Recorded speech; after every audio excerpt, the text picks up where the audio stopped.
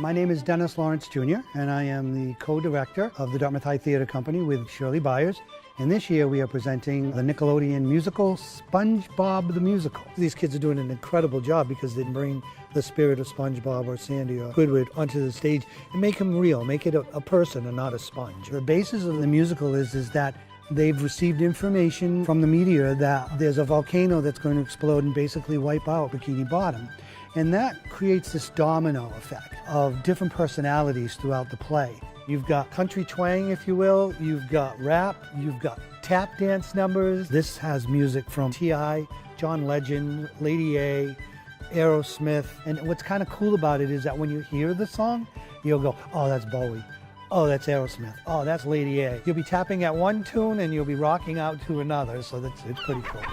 My name is Magdalena Furtado and I play SpongeBob SquarePants in SpongeBob the Musical. My favorite thing about playing SpongeBob, he's a very optimistic person, but he also gets overlooked a lot by a lot of people because he's so optimistic. Creates a cool narrative where he tries to overcome people thinking the least of him. Nowadays, everyone's tired all the time, sometimes hard to see the light in things, and SpongeBob has a very easy time doing that. It just comes to him naturally. I would describe SpongeBob the Musical as a relaxed comedic show. It's nice if you want to see a musical to just sit down and watch it with the cool props and the funny characters. I've always loved music. I think it's an amazing way to connect to people. Everyone should come see SpongeBob the Musical. You will enjoy it so much. It's so fun for the entire family. Hi, my name is Brady Jackson. I'm a junior at Dartmouth High School, and I play Patrick Star in SpongeBob the Musical. One thing I love about playing Patrick is his body expressions and his facial expressions. You kind of just have to go all out over the top, and it's really just fun to do it. If I had to spend one day in Bikini Bottom, I think I'm getting a Krabby Patty. I'm gonna see what all the hype's about. Everyone is family, we all laugh with each other. It's really just a nice experience working with everyone. I hope everyone walks away from this production just really happy. It's really just a feel-good musical. It's really funny, it has a lot of laughs, also a bit of some emotional moments, but I think in the end, it's just a really fun musical to see and watch, and especially do. Hi, I'm Bryce Clancy, and I am playing Squidward. Throughout the show, I'm grumpy, I don't really have friends, and I kind of take it out on everybody else. Immense joy that the other characters have, it almost overshadows how grumpy I try to be.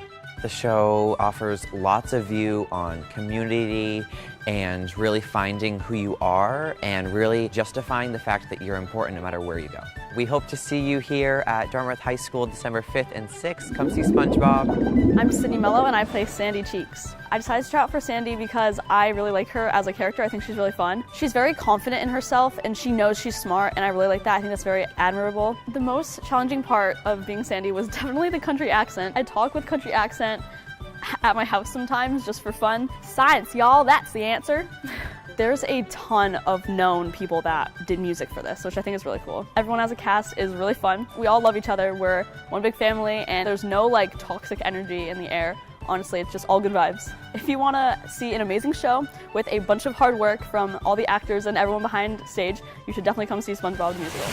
Hello, my name is Noah C. Clark, and I'm playing the role of Sheldon J. Plankton. He wants to be like, okay, if this is going to be my last ever evil scheme, I want to go out with a bang. I see it more as like a satire on like the real world, because we're not trying to be exactly like the TV show. Like my character, he can manipulate the town because he can be like, oh, look, I can do all this stuff for you. I'm promising this great stuff. It's a message to the audience. This stuff happens in real life, but we're also kind of poking fun at it. My favorite rehearsal memory, Dennis basically said, I want you to do the dance break. And me being like, oh no, I can't dance. When I did it, it felt very good, and I turned to Dennis, and he was like a kid on Christmas, so very happy about it, and that made my day. Seeing my directors like something that I try and put to the table, it means a lot because it knows, yes, I did it, let's go. They're like a second family to me. A lot of my very close friends doing this show, and even though a lot of them, it's their second to last show at seniors, I'm so grateful this is a show I got to do with them. Our slogan is, you join as strangers, you become friends, and then you leave as family. When you get to this point in a production, all the high school kids are family. They rely on each other, they count on each other, they work together as one group to make a huge production. We have 40 some odd kids on the stage, and we have another 15 to 20 kids backstage that are just important. If it wasn't for the tech kids that we have, the set designers and the lighting designers, which are all our high school students, incredible techies, stage managers, and actors and actresses. We encourage you to get your tickets as soon as you can. If you remember, we always sell out our shows because we only seat 500 people. So the show is December 5th at 7 p.m. and Saturday, December 6th at 1 p.m. and 7 p.m. at Dartmouth High School.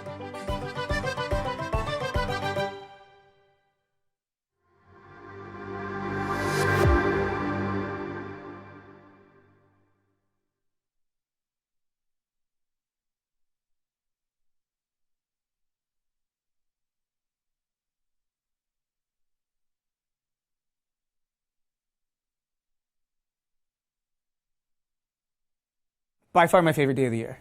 By far. It is absolutely, graduation is my favorite day of the year. I'll say the second favorite day of the year. Graduation is a culmination of 13 years of education, and that's really important, and it is great. Pep Rally is a different level of excitement.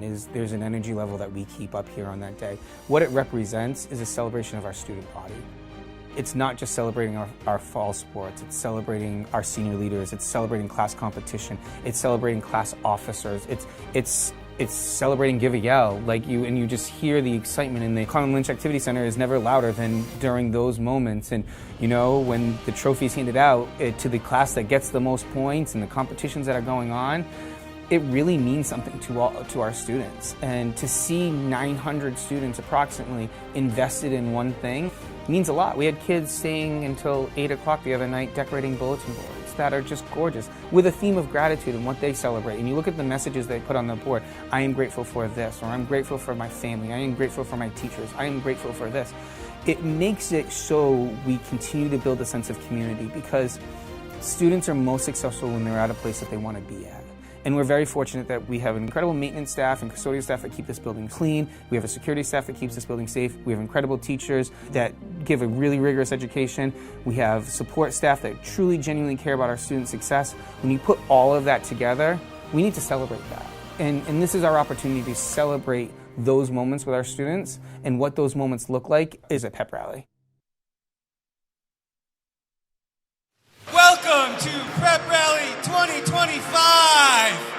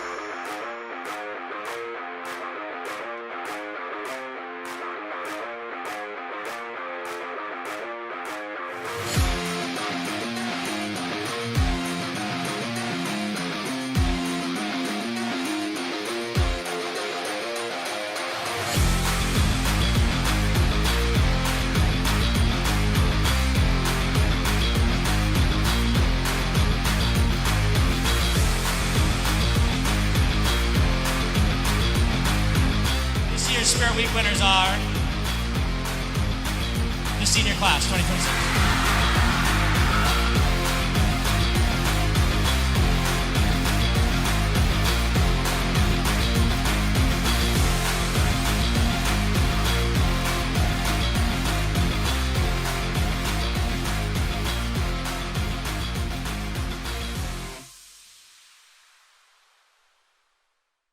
And how about this young fella here, Matt Bopalin, 4 touchdowns on the day. Congratulations to you.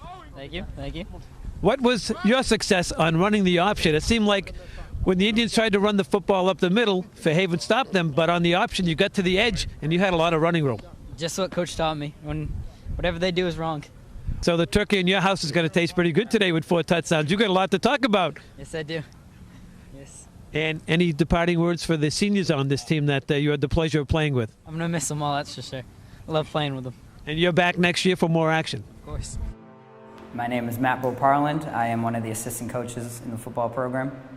My name is Brady Boparland. I'm a captain of this year's football team, and I play wide receiver and safety. My earliest memories in football, I would say that there's two. Watching his football team win the state championship when they were in high school, and playing a lot of years in DYFL football when I was younger. Number 19, Captain Brady Boparland. We have two more sisters. We have one in between us, and we have a younger sister. The in-between sister, she was a cheerleader back in high school. Our youngest sister now is a freshman on the cheerleading team. So again, it's really a family affair. Everybody's there Friday night. Everybody's rooting for the same thing. Boparland's going to keep it. He's got running room again. Boparland's going to go in for his third touchdown of the ball game from 22 yards out. My junior year, Thanksgiving memory, we had a really good senior leadership class that year.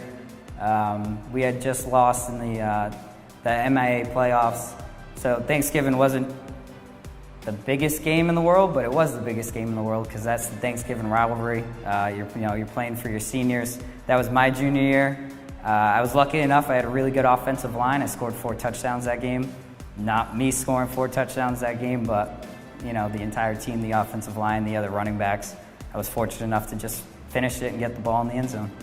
Never really thought about coaching until when he was getting brought up and raised and playing sports, I started coaching him. And I think that's where my love for coaching came from. Always being around sports with him, being around sports when I was playing. I'm very lucky all the guys that I coached with were the ones that I played for.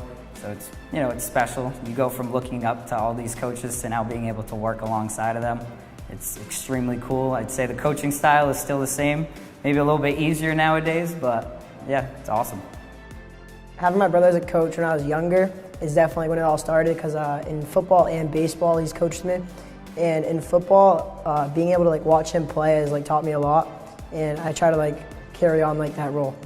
Preparations for this Thanksgiving game, we've been preparing all year, knowing that even if we don't win go far into the playoffs, we know that all of Dartmouth will be at the Fairhaven game like they are every year, and winning that last game as your senior year especially, it means a lot. That's what's so special about the rivalry we have is regardless of who's going to the Super Bowl, if both are going to the Super Bowl, if none of them are going to the Super Bowl, it's still the biggest game of the year. It's the one you have circled from August 18th when the season kicks off. That's the one you want to win. Again, regardless of who's playing the week after, who's not, it's the game you want to win. I think having him on the team as a senior, and even years prior, my second year coaching actually was his freshman year. So I was just getting into my coaching career as he's a freshman. So my whole coaching career has been brought up through his playing career. So it really is a cool dynamic that we have. He's growing as I'm growing. I get to watch him grow, and again, being able to talk to him after practice, talk to him before practice, I get to ask him, hey, is this working? Is this coaching strategy working? What do you think about this play? What do you think about that drill? So I think it's really helped me. I hope it's helped him. But yeah, I'll say I'm proud of him. His leadership style has been immaculate. He's not a scream and yell, get in your face type of leader, but he's the one that's gonna leave it all out there every single day and lead by example. So as a coach, proud. As a brother, extremely proud. Having my brother as a coach, I would say it's definitely given me more of a reason to play for. Throughout high school, he's always been the sideline with me, and it motivates me a lot more. When it comes to practicing, if I know I'm doing something wrong, I can ask him in and out of practice, and we always talk about football during practice, after games, before games, and everything. I think Thursday it's going to be emotional towards the end. I think you go into the game with the same mindset as ever before. I'll still give him his pregame hug like I always do. He'll be the last one I give a hug to because it's just something we have going. I think after the game, regardless of the outcome, it's going to be emotional. We've had a good road together. It's been fun. Hopefully, it's good emotions. Good emotions mixed with some side emotions, but yeah, we'll see. It's been a fun ride. Sad to see it end, but happy I've been along for it. And whatever the outcome, win or lose, I'm sure it's going to be emotional either way, especially because I'll never be playing on a football field again, but maybe, I don't think I'd come back to coach, but neither did he, but Yeah. Never say never. Yeah, exactly. Never say never. Hopefully, we're hoping that it's going to be a good game. Hopefully, we can get the job done.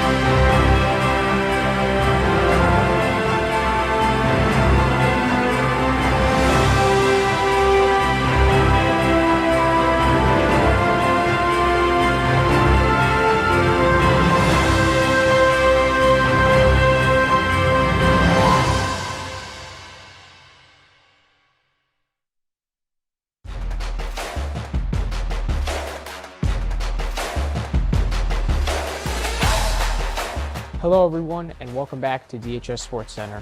On today's episode, I have 3 guests from the Dartmouth High School varsity football team to talk about their senior night game next Friday against Bridgewater Raynham. We'll see that after the break. So the school has entrusted me, Coach Parati, to start a Walk Correctly to School program class.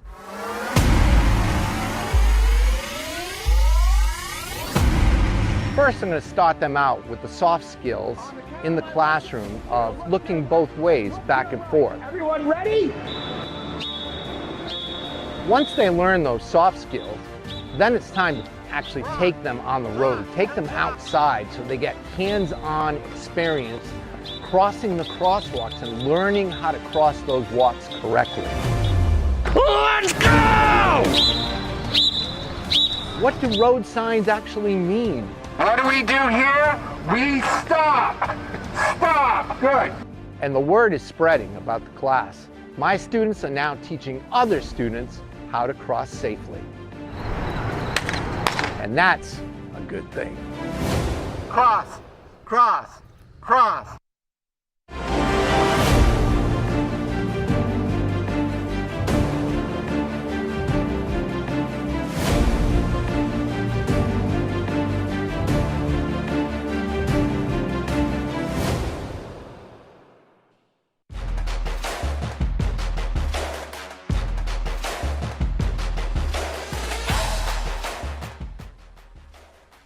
Hello everyone and welcome back to another episode of DHS Sports Center. Today, our guests are the Dartmouth High School varsity football players. So why don't you guys introduce yourselves?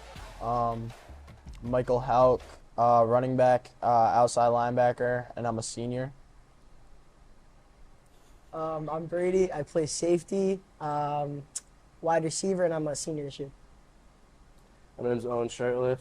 I'm a senior, and I play left guard and D-tackle. So, could you guys remind the audience, if they don't already know, who are you guys playing on senior night? We're playing Bridgewater Raynham on senior night. All right, and what do you guys already know about them from past experience? From past experience, we know that they're like a very physical team. They're always big, and they're always good, so we got to come ready to play. What do you think about it, Brady? Same question? Yeah, same question.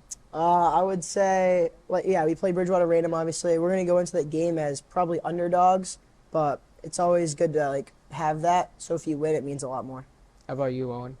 I'd say it definitely means a lot because, we did play them last year and we did lose to them.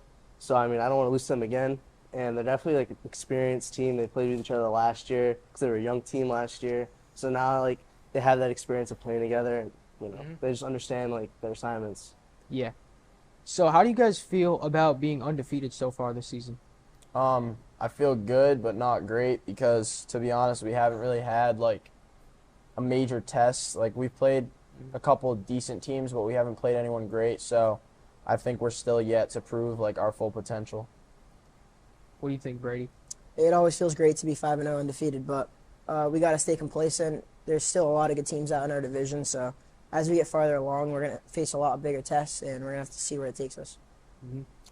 It feels great, being undefeated, and you can't complain. No one's going to say they don't want to be undefeated, but going into Barnstable, Bridgewater, it's going to be tough. They're really good teams, and we just got to stay disciplined. We got to make sure we know what we're doing and just stay locked in. So how do you think your teammates feel about it? I think our teammates probably feel the same way. Obviously they're happy. You can't not be happy with being 5-0, especially going into the season. A lot of people were doubting us. No one thought we were going to be as good as we are. But like I said, I still think that we're yet to play to our full potential. We'll start off slow or start off hot. We'll never play the whole game our full potential. So we got to go out there and show people who we are. And then you, Brady? All the upperclassmen probably feel the same way about having to stay complacent, but the sophomores haven't really experienced the playoffs yet. They don't understand how much, how good the competition is out there. Yeah. So as we go farther, the sophomores are going to see that even if you're undefeated, you have to stay complacent because you're going to face a lot bigger matches. Definitely. Next question. I feel some of the sophomores, juniors are definitely probably nervous. It's their first time going into playoffs and playing these big teams. And, especially even Barnstable and Bridgewater, they're big teams. And these kids have never faced kids this big. And our seniors, we have a lot of seniors that are coming out this year that didn't really start that much last year. And it's a big difference. Some of them are going both ways. And it's a big difference from just going one way. So does the feeling give you does it give momentum or confidence for your other games, or you still have that feeling of got to stay prepared, got to be ready for the big opponents? I think definitely being undefeated gives you a certain level of confidence because you go into games thinking you can beat someone. You're not going into a game being oh, think we're gonna lose. You can never think like that. So obviously being undefeated boosts your ego in a way that's good, but it doesn't boost it too high. And you, Brady? Yeah, going undefeated, I think it definitely gives us momentum, but it also gives us a way to play with a chip on our shoulder. We don't want to have that one loss on our record. We want to stay undefeated. Adding on to Brady, I think it definitely gives us the momentum, but we could get in our own heads. We could think we're playing really good, and that could really hurt us. We could play relaxed, and the other team come out hot, and we couldn't be ready for it. They could just be ready. Teams that have nothing left to lose, teams that are just don't have a decent win record. They don't want to lose. They got nothing else to lose. They're gonna come out with all they got. Yep. So looking ahead to next month, what are your thoughts on this year's Thanksgiving game coming off of last year's win? Obviously, us and Fairhaven have always been a long time rival, but as we've gotten as the years have gone by, it's gotten even more of a rivalry. I think they're our biggest rivals, so Thanksgiving game always means a lot to me and all the other boys on the team. It also means a lot to the alumni, so we got to go out there against Fairhaven and just punch them in the mouth. And what about you, Brady? What do you think about it? Yeah, adding on to what he said, it's always been a big rival, and they're really big this year, but we've faced these kids before, it's mostly returning starters for them. So with like a lot of the seniors this year having to learn how to play football, we're finally getting the experience. I think if we go out there, we punch them in the mouth in the first quarter, we're gonna have a good chance to beat them. And you, Owen? I don't know. They're definitely an experienced team. They have a lot of seniors. They have a big fullback. He's a real big kid. Steroids. And I mean, it's gonna be tough. They're a physical team. They play hard every play, and playing in front of that many people. Like I remember going there as a little kid, watching these like kids play on Thanksgiving. And now being one of those kids is feels great. You know, It's like playing for all those people. Like a lifelong dream, sort of. Yeah. So, what's the theme for senior night this year? Do you guys know? Like the actual theme? Like the theme, yeah. Green and white. Yeah. Green and white, yeah. Dartmouth Pride, I think. Dartmouth Pride. And then finally, a question for each of you. What's been your favorite part of the season so far? So starting with Michael. My favorite part of the season is probably like finally getting like a chance on offense because like my sophomore year and junior year I was like behind Ray, so it was hard for me to like earn a chance. But this year I finally like got my chance on offense, so I got to do what I've been wanting to do for a while. And you, Brady? I'm going to have to say what he said too. Being able to start both ways this year has always been fun, but beating Stang and ORR was definitely probably my favorite part of the year. Scoring against ORR was big, and it's always just good to beat Stang. Opening week, big rivalry. And how about you, Owen? I mean, most memorable, probably beating Stang, run into our stands, singing Glory to Dartmouth. I mean, can't beat it. I mean, after a big win like that, being with all your friends, singing that song, it's amazing. It's gotta Can't be beat it. Gotta be one of the best feelings ever. Yep. All right, so as a gift, you guys can take footballs. Thank All right. And that's it for today. Thank you guys for coming on again. Thank you. And we will see you in the next episode.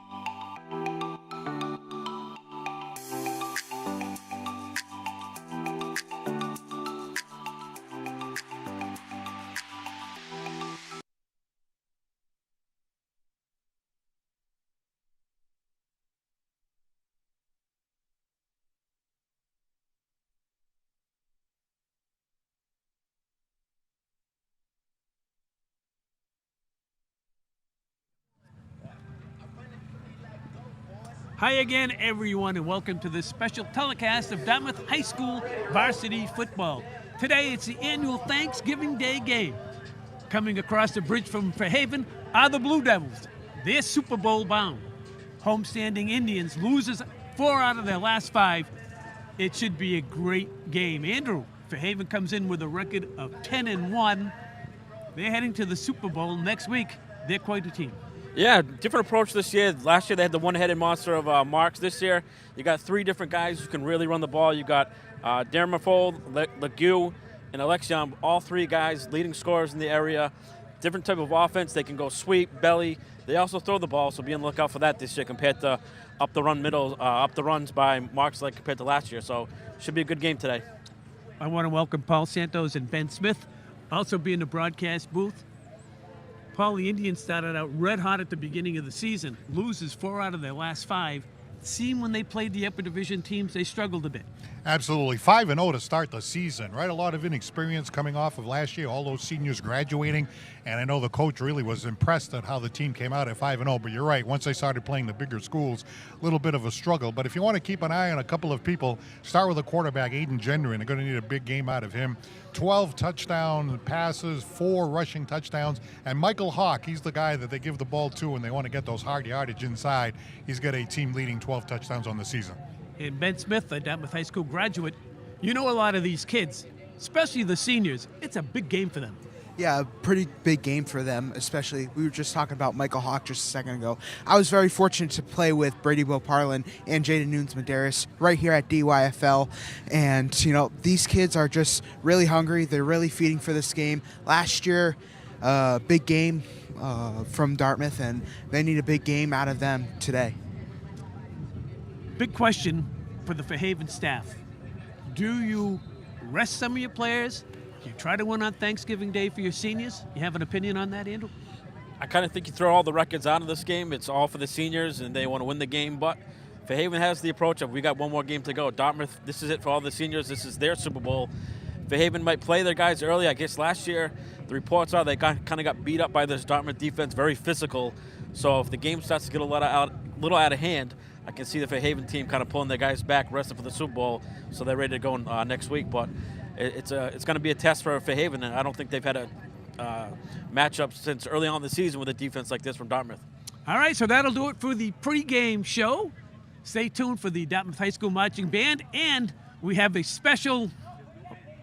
There's no waiting, excuse me. All right, we got some more questions for you folks at home. So, what are you having for Thanksgiving? Well, linguiça. No, we're having turkey like we always do. but that's after this game. Yeah, I want to point out the last 2 games in a row. I just came into my head down to the last play. Right, the kid kicking the 42-yard field goal, Grant Dommerfall 2 years ago, and then last year the game that we did in Fairhaven came down to the last play of the game, an incomplete pass at the end of the game with zeros across the clock. So hopefully we got a close game like that this year. That's what makes it fun. Well, thank God you bailed us out because Peter Chase was saying there's no band. So, folks, there'll be no band today. We do have some special programming coming your way next. We'll be back to call the game in about 15 minutes.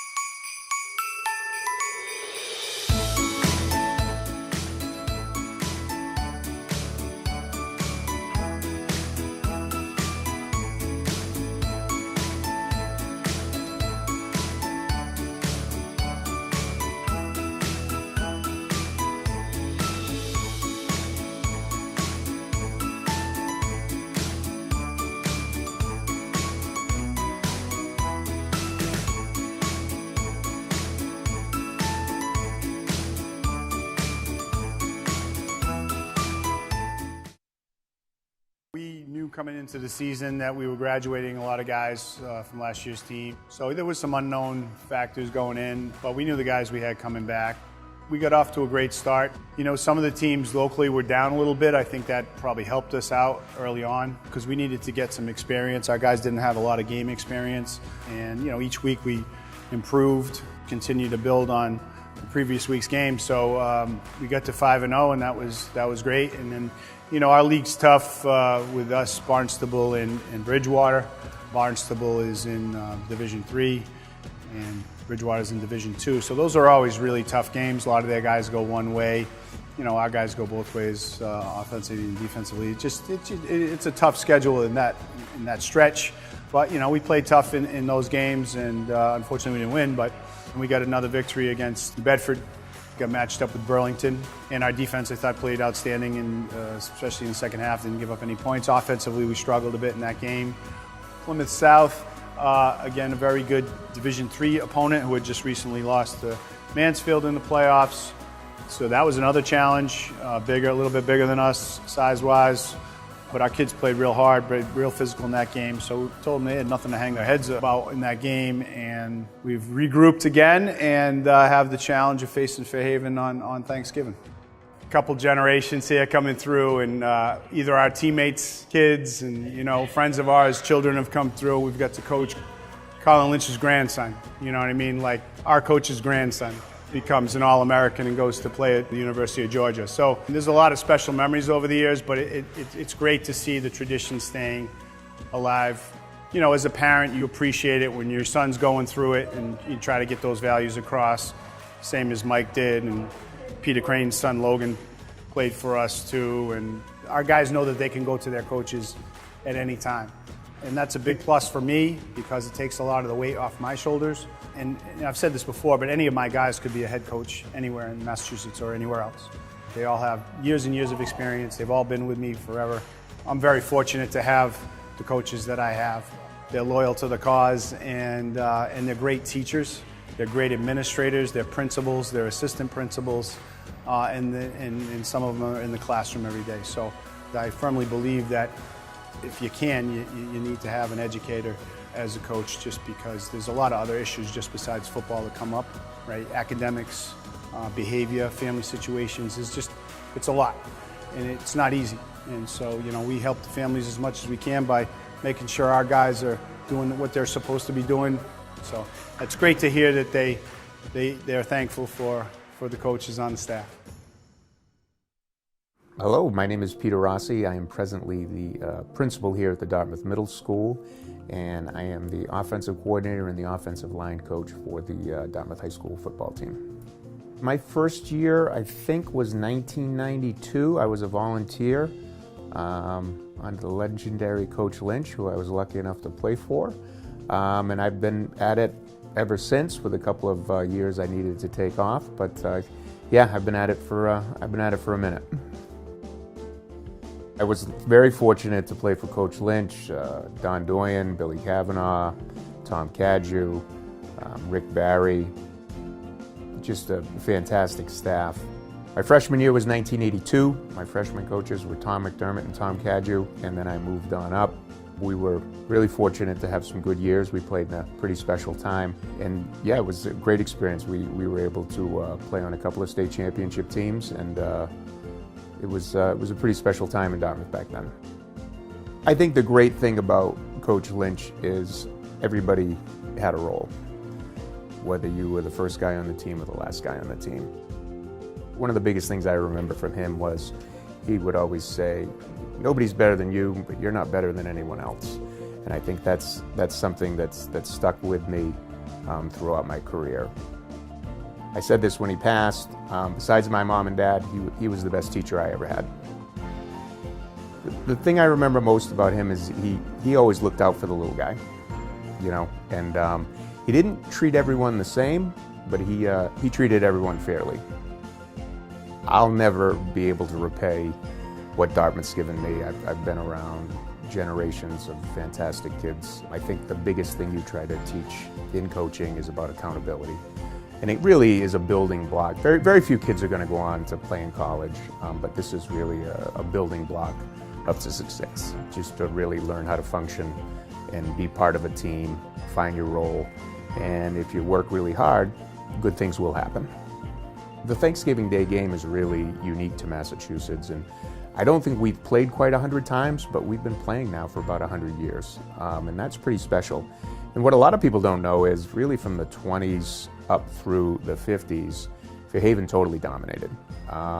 And then when Coach Lynch came to town, we kind of turned the tables. We're probably, I think Fairhaven's maybe up all time by about 2 or 3 games. It's a really small, and they've got it rolling right now, and there's a lot going on there. We know these coaches very well. We have a great deal of respect, but there's nothing quite like playing on Thanksgiving. If you get to experience that, it's something you'll never forget. It's always a season within a season. So over these next 10 days as we prepare for it, it's special. And the great thing is we're the underdogs this year, and it's always good to be an underdog, and hopefully we can make a little noise on Turkey Day.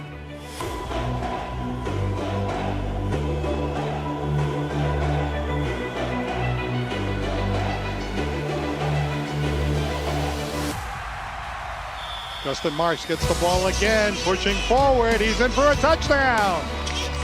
Fairhaven at the gun steals the victory from the Indians. On to the Super Bowl they go. Finds some space. There goes Jackson Hart, and he is in for a touchdown. Dartmouth wins it. Hi, hello again, everybody. Jim Thompson alongside Paul Santos and Andrew Thompson. We welcome you to this telecast of Dartmouth High School boys varsity football.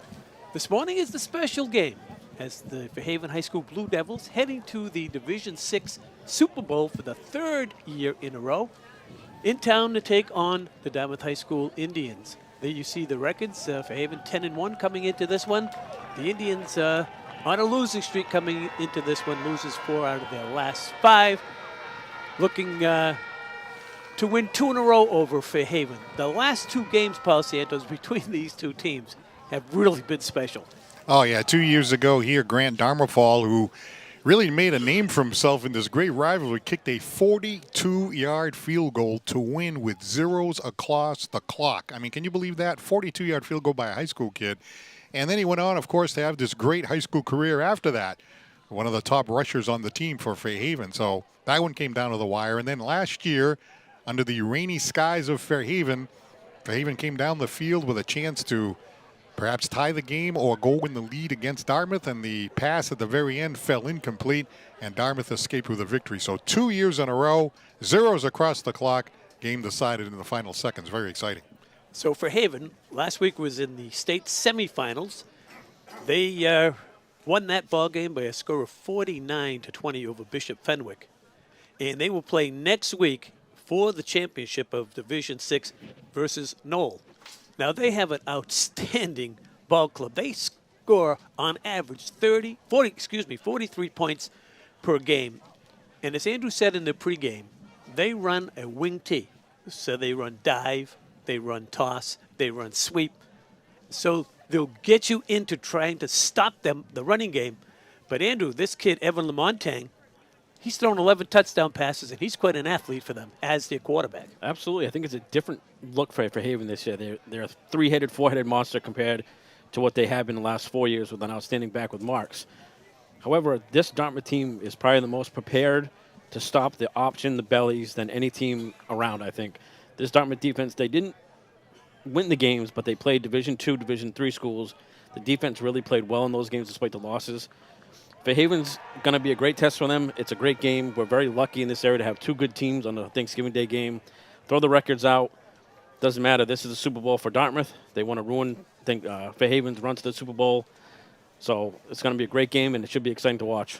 Well, let's set it down field side now. Ben Smith is down there to see what's going on in the crowd. Take it away, Ben. Thank you, Jim and Andy. Well, today it's a pretty great game for some football. Last year it was a rain and downfall game, and the Indians are trying to look to really knock out the chances in the Super Bowl for the Fairhaven Blue Devils. Meanwhile, throughout the season, the student section has been on their feet. Yesterday, there was their prep rally where the seniors took it on top. So a lot of school spirit is here today. We could see over here on this side of the field where all the fans are getting ready to prepare and celebrate their own Dartmouth team, rush to the field for the final time and see how their seniors do today. Back to you. Very much, Ben. Let's stay on the topic of the Fairhaven offense, Paul.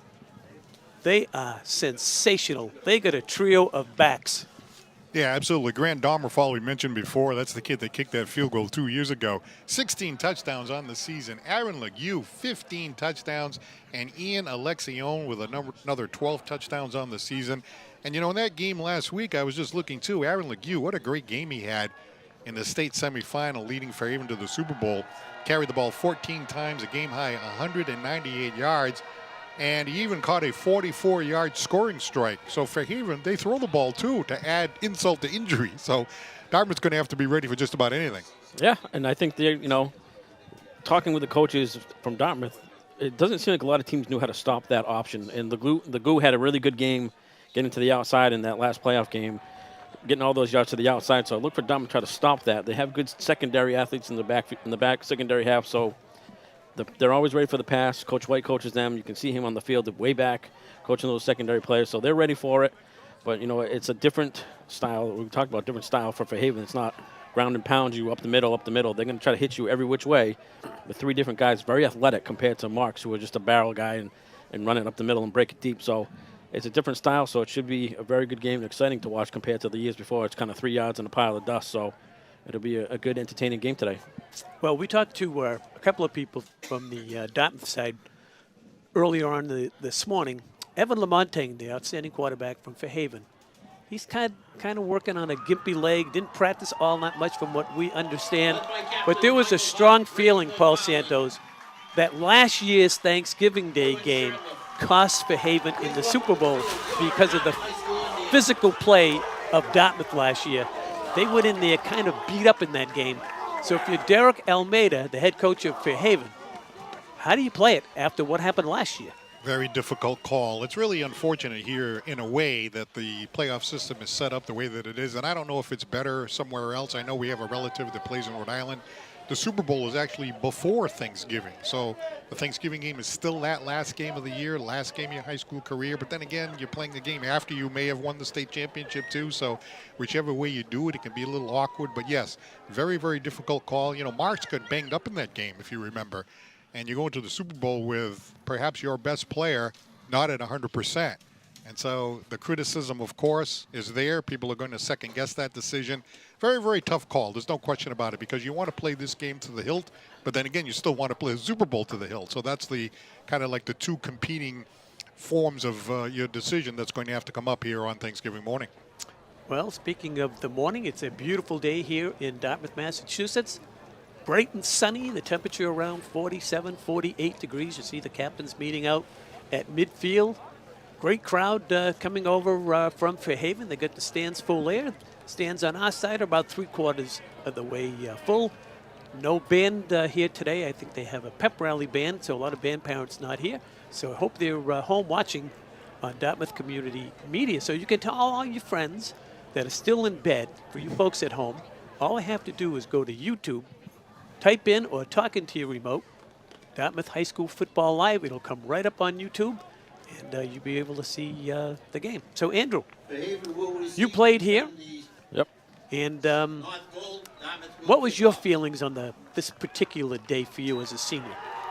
You go 4 years with these guys, and it's very, you want to win. You want to, go out as a winner, no matter what your record is. It's a very sentimental game for a lot of these guys. I talked to Matt Poparlin last night. His younger brother plays on this team, and he's emotional. So it's a great game. You know these guys. They do the breakfast beforehand. They do a lot of different things now. So the kids know each other. It's a great rivalry. It's very well respected. Both coaches, both coaching staffs get together the night before.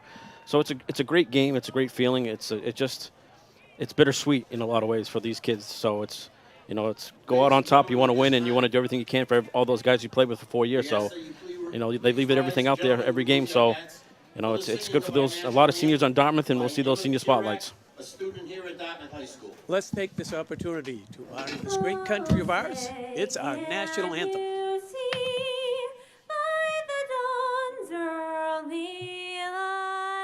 What so proudly we hailed at the twilight's last gleaming, whose broad stripes and bright stars through the perilous fight o'er the ramparts we watched were so gallantly streaming, and the rockets' red glare, the bombs bursting in air, gave proof through the night that our flag was still there.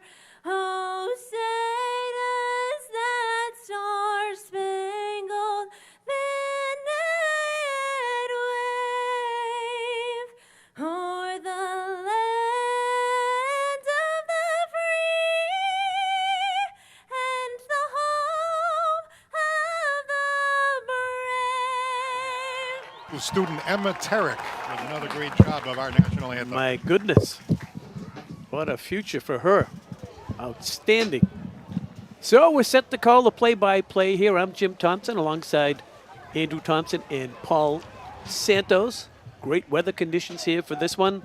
We've stated Fairhaven has got a game next week. They have an opportunity to go to their third straight Super Bowl, and for the Indians, this will be their final game of the season. We want to wish everyone a very, very happy Thanksgiving with your friends and family, not only for the communities of Fairhaven and Dartmouth, but we know we have viewers from across the world, and we have two special viewers down in Florida, in Jacksonville. Mark and Michelle Devitt. Mark, Hall of Famer here at the high school.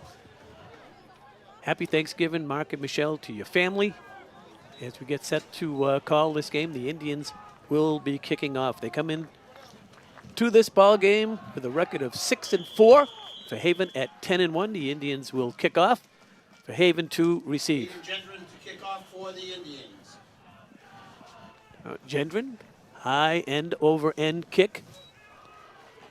And this is Luke Cathcart on the return.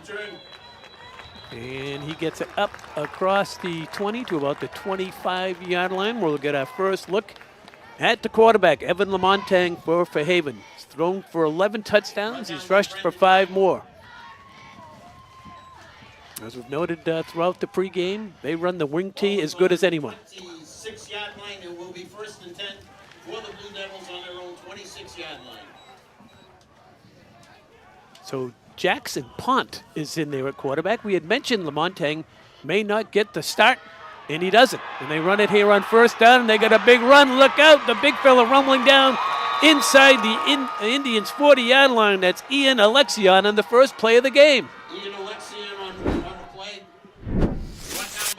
Oh, great start for Fairhaven. He barrels through the, gets to the second level and off to the races for a big boy. He's outrunning some Dartmouth defenders there, so huge play. They're going quick here in Fairhaven. 35-yard run on the first play from scrimmage. Take that on the very first play here on Thanksgiving Day by Fairhaven. And they give it to the big fellow once again, and he's out for a gain of 3. Peter Quinn in on the tackle. That was Peter Quinn on the tackle for the Indians. Gain of 3 on the play. It will be 2nd and 7. Well, we mentioned Fairhaven going to the Super Bowl. The game is going to be a week from tonight at Gillette Stadium against 8-2 Norwell. This is Pont on the carry. He's got running room. Look out. They still haven't got to him, and he's going to waltz it in all the way for a Fairhaven touchdown. He comes in off the bench and runs it in for the first score of the night. Excuse me, of the morning. What a start for Fairhaven, though. I mean, this kid's a sophomore, getting his first varsity start, and off to the races he goes, and just kind of out-scampers the Dartmouth secondary there for a long touchdown run. What a start for Fairhaven this Thanksgiving morning. Well, 3 plays from scrimmage, a drive starting at their own 25-yard line, so it encompassed 75 yards. 2 big runs, Alexion 35 yards and Jackson Pont taking it to the house from 35 yards out. And it is good. And D. Medeiros knocks it through. It's 7-0 Fairhaven. Let's go to a senior spotlight.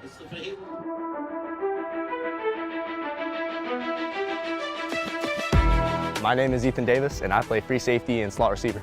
I would like to wish a happy Thanksgiving to my family and all my teammates. I'd like to thank Coach White, helped me through all the college preparation. I'd like to thank my teammates, my fellow captains, Michael Hawk, Brady Boparlin, and Owen Shirtliff. I would tell my freshman self to stick with it through all 4 years and to make sure you're in that weight room and you're giving it your all every single day. My name is Nicholas Amata. I'm a wide receiver in DB. I'd like to wish a happy Thanksgiving to my family and friends, everyone on the team. A coach I'd like to thank this year is Coach Bo. He's always looked out for me, believed in me, helped me out. My best memory in a Dartmouth uniform would be beating Fairhaven last year. That was a big game for last year's seniors and just the whole team. One piece of advice I'd like to give my freshman self would just be to try as hard as you can and stick it out. Paul Santos, quite a stat for the Blue Devils. Yeah, the thing that was of concern there is that there was very little resistance to either one of those runs. I mean, nobody laid a hand on Alexione until he got 35 yards down the field, and Pont went almost untouched from 35 yards out. So Dartmouth's going to have to maybe regroup a little bit on defense to try to slow down this high-powered Fairhaven offense. Well, they coming into this ball game, averaging 43 points per contest. So now we'll get a look at the Indians, and we'll get a look at junior quarterback Aiden Gendron. He's rushed for 4 touchdowns from the quarterback spot and has thrown for 12 touchdowns. Michael Hawk will be the runner. Brady Boparlin at quarterback for the Indians. And they run it on first down. Here's it to Chase Alfonso. Chase Alfonso in another change at quarterback. Gendron was listed as the starter, and it's Boparlin in there. So both coaches throwing in a wrinkle here to start this game. Yeah, Gendron was actually spread out way to the wide. I was wide receiver in that play, so he's got a little H-back in his repertoire, but mostly quarterback. So interesting wrinkle there for the Indians. We've seen Boparlin take a few snaps this year here and there, but now Gendron back in there. Gendron looks far sideline, throws it up for grabs, and goes over the boundary, falls incomplete. We'll bring up third down. Kind of surprised to see him air it out on the second play from scrimmage. Yeah, I mean, it's one of those, Jaden Newsman-Medeiros has been very successful with those 50-50 balls this year, so kind of take a risk and go for it early, but good coverage by the Fairhaven secondary, and maybe try to catch him off guard, kind of sleepwalking a little early into this game, but good defense, well-prepared coach Derek Almeida over there had him ready to go. Gendron has a little bit different kind of a release there, doesn't he? Kind of flicks the wrist, but he has so much strength that a flick of the wrist can get the ball 20, 30 yards down the field easily. He's looking at 3rd and 5. First possession of the game for the Indians, trailing by a score of 7-0. Gendron throws and overshoots his man down there at the 40-yard line. That was intended for Brady Boparlin, and that's going to send the special teams on for the Indians. So Fairhaven takes it right downfield on the opening series. The Indians go 3 and out, Andrew. Yeah, it's kind of been Dartmouth's bugaboo the last couple of games. They kind of give up early big plays and get behind, and the defense settles down, but they get down 13-14-0 in the last couple of games and just haven't had the offensive explosiveness that they've been looking for the last couple of years, so it's been tough. Nobody back to receive the punt here for Fairhaven. And there's a high snap. Hawk goes back to catch it, rifles it out of there. And the ball's gonna be down inside the 45-yard line of Fairhaven. So a high snap from center. Nice athletic move there by Hawk, but let's now go to a senior spotlight. My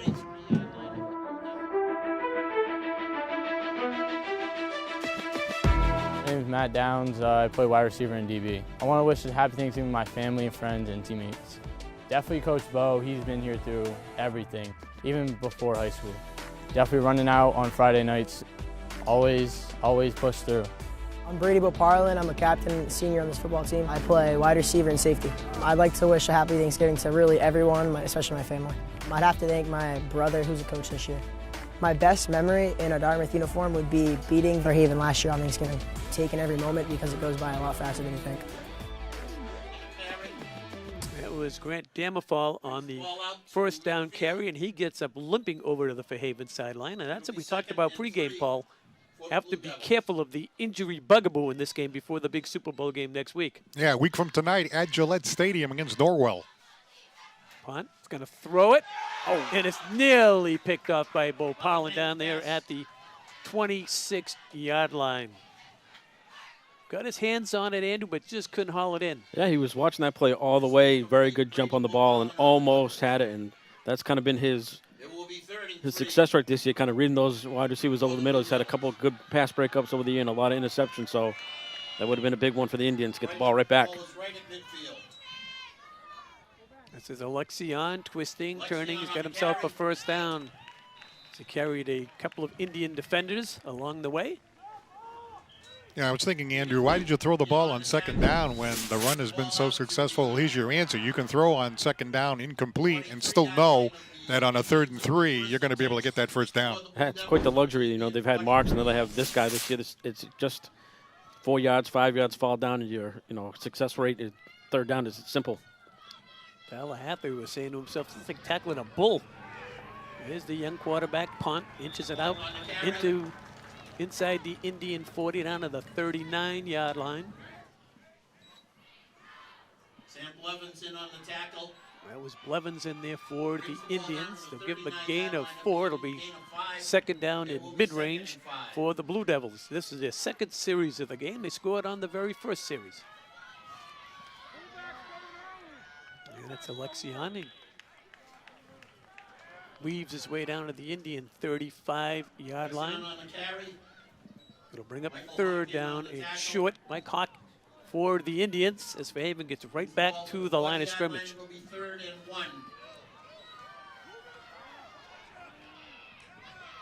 And it's a first down. That was Legue.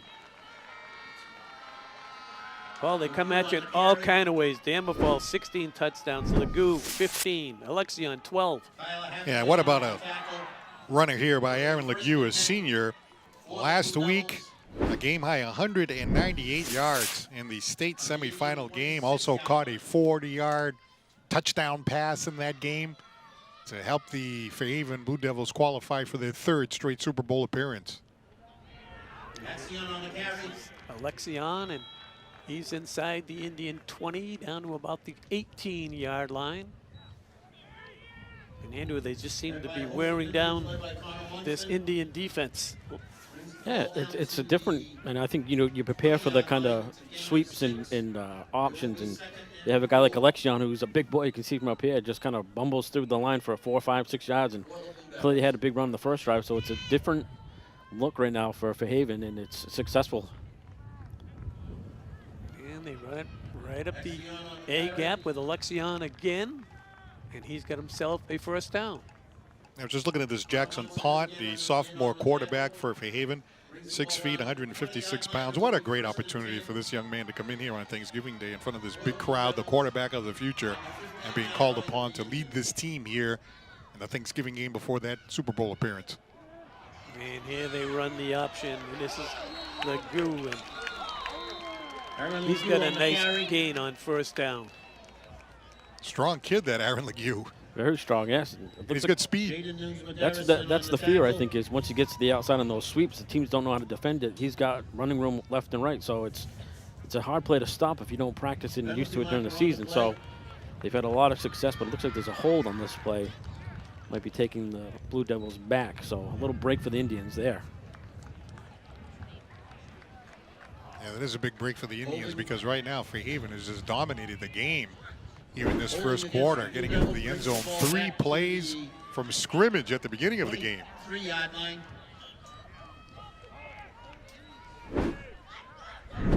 So that's going to create a 1st and 20. So let's see what the Indian defense can do here. Oh, it's a loose ball, and the Indians got to pounce on it. They turn him over. Coming up with that was Tom Palatroni. That's a fumble recovery. Sophomore, big game, kind of not used to throwing the option, maybe in game time situations. Big hit by 53-60 by Quinn. causing the fumble, and huge turnover for Dartmouth to get back into this game. And Fairhaven's kind of dominated. And something to keep in mind, only 10-minute quarters this game too, so already 4 minutes left in the first, so Dartmouth needs to get something going to get some momentum here. Talk about what the doctor ordered. Fairhaven's defense needed to stop there and to turn them over. Really need to put something together on offense right now. So Bo Pollen was in there to take the first down snap, and he nudged his way out for about a yard or two, getting up from the bottom of the pile for the Blue Devils was Mac Joseph.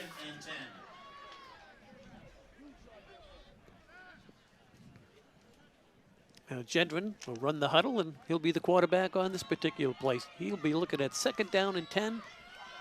Trips to the near side for the Indians, one to the top of your screen.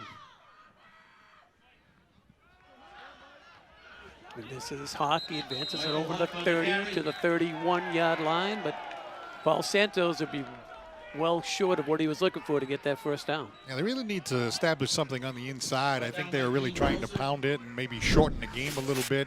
So you give the ball to Hawk, one of the stronger runners, leads the team with 12 touchdowns on the season. So really these 3rd downs, they've got to be able to get these first downs on these 3rd and long situations. And they're going to get rid of the ball quickly. And that's Michael Hawk along the far sideline. Just enough for the first down. That was a great job throwing it to the outside. That was Ethan Davis. Ethan Davis on the reception brings the ball out to the. Davis had a nice season. You know, we didn't know what he was going to bring the beginning of this year. He's really showed up as a senior. Very athletic, very fast to the outside, and he likes to get in contact. He plays defense, offense, so got to get the ball in the athlete's hands against this Fairhaven defense, which, you know, I think the Dartmouth has more firepower on the outside than they do on the inside right now. Nice play call there by Dartmouth. And it looked like the Blue Devils encroach the line of scrimmage, and that'll give the Indians +5. So they'll be looking at 1st and 5, trailing in this one by a score of 7-0. Just under 3 minutes to play in the opening quarter. I'm Jim Thompson. He's Paul Santos. And he's Andrew Thompson. Wait a minute. I think they marked it the wrong way. Well, the White Hat had initially a false start, but the Fairhaven defender definitely crossed the neutral zone. I'm not sure what that referee saw.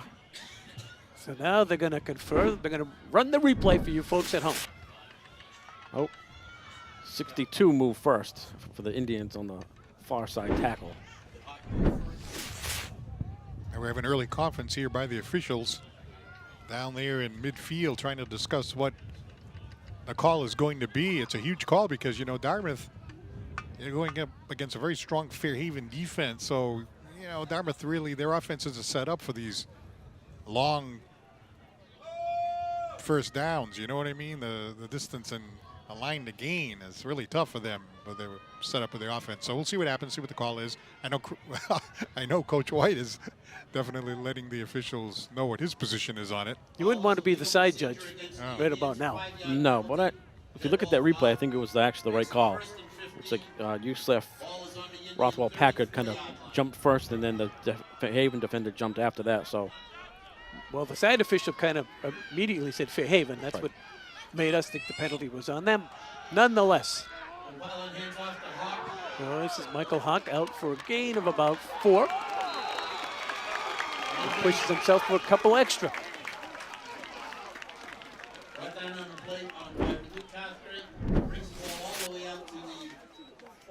Nice this is great second effort here by Michael Hawk. Yeah, just see, he didn't get his knee down, and he kept going. Yeah, just kept his legs driving kind of on top of his own blockers. And actually, a huge play for the Indians to get some of that yardage back and put them in 2nd and long compared to a 2nd and beyond the stakes.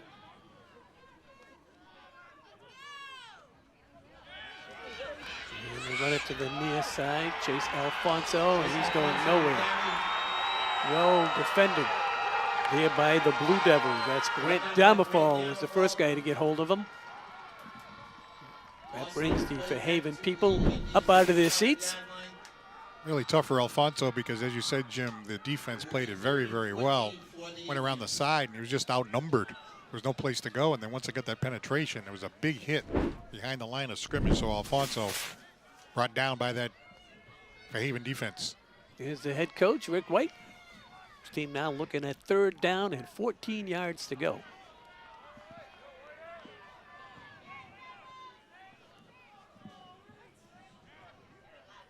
Gendron. Screen. This is Alfonso, and he's going to come up short as he advances it out to the 45-yard line. And he's going to get out to the 49 in order to get that first down. And let's see if Coach White decides to send the special teams on. And he does. Yeah, a little early. I was thinking about that. You know, in a game like this against Fairhaven, do you go for the jugular right here and just say, hey, you know what, I want to stay in the game? But no, I think this is the right call in the first quarter. Let's pin Fairhaven deep. You stopped them once already that last time, so perhaps the defense can do it again. Well, Hot, Now, second punch of the game, his second punt of the game. The last snap almost went over his head, and it's another high snap. Corrals it. And there's no one back for Fairhaven once again, and it takes an Indian roll, heading down to the goal line, just inside the 10. Let's take a moment to honor another Dartmouth High School senior.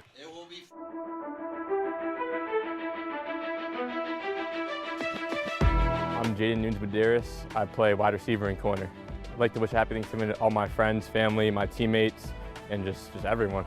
I'd like to thank Coach Bo because he's been there for me even before high school. I've been with him all along this journey, and he's done a lot for me. My best memory is definitely beating Fairhaven last year on Thanksgiving, you know, in the pouring rain. Nothing better than that. I tell my freshman self just to stick through. There's a lot of rough days, but it does get better at the end. My name is Max Rodericks, and I play wide receiver and defensive back. I want to wish happy Thanksgiving to my mom and her boyfriend Brian. I like to thank Coach White for always believing in all of us, not just me, but all the guys. I've never lost a thing in my football career, and it's always the best when you beat staying. Stay grinding hard and keep motivated. Don't give up on anything. So Fairhaven pinned deep inside their own territory. The Indians wrap up the ball carrier. That was Aaron Legou.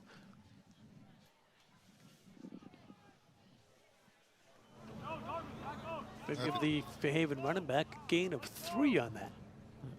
And we have an injured Blue Devil. On the play, it will be 2nd and 6 for the Blue Devils. Official timeout on the field.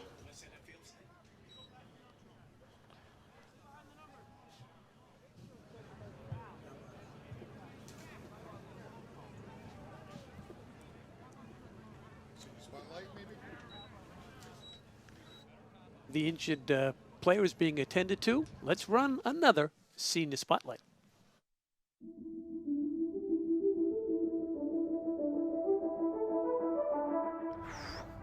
I would say my favorite Thanksgiving dish is probably my mom's mac and cheese. Definitely mac and cheese by my aunt.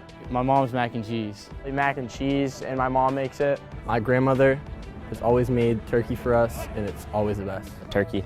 Turkey and my grandmother. Favorite dish on the Thanksgiving table would probably be ham, and my mother makes that. My mom's ham, best dish out there. Ham and my aunt. Well, so I'm kind of Portuguese, so kind of don't really got too many traditional Thanksgiving meals, but man, a nice popsicle that I like to have with some butter. I have a pudding, and it's my aunt. And it's the best thing. Mac and cheese, either made by my aunt or my girlfriend's mom. I make a really good mac and cheese, and that's my favorite dish. It's my Aunt Kathy's mac and cheese. Field side to Bend. Oh, we can do that at the end of the quarter, Paul. I'm not following directions too well on live TV. You're looking ahead. I'm looking ahead, yes. 2nd down and 6. I was just astounded by the young man. He's kind of Portuguese. I didn't quite understand that. Yeah, everybody's got a little bit of a different twist on their Thanksgiving meal. You know, it starts with the turkey, but after that, it can be a little bit of everything. All right, that ends the first with Fairhaven on top by a score of 7-0. Now we'll send it down to Ben Smith. What questions you can ask me? Folks, we are here with our athletic director, Mr. Crisafulli. Mr. Crisafulli, This is our annual Thanksgiving Day game, 95 years. What have you seen throughout the past couple of years here as the athletic director here at Dartmouth High School? It's been a great competitive game over the years that I've been here as athletic director, which is I'm going on year 7.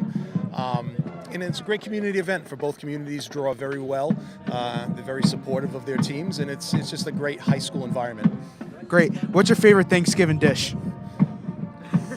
Probably Portuguese stuffing. Yeah. I know. You know what? We talked at the end of last year how we were going to revisit all of these questions about the food and the Thanksgiving and the Super Bowl food, but I would say Portuguese stuffing would be my favorite. Yeah. Thank you very much, Andy. Thank you.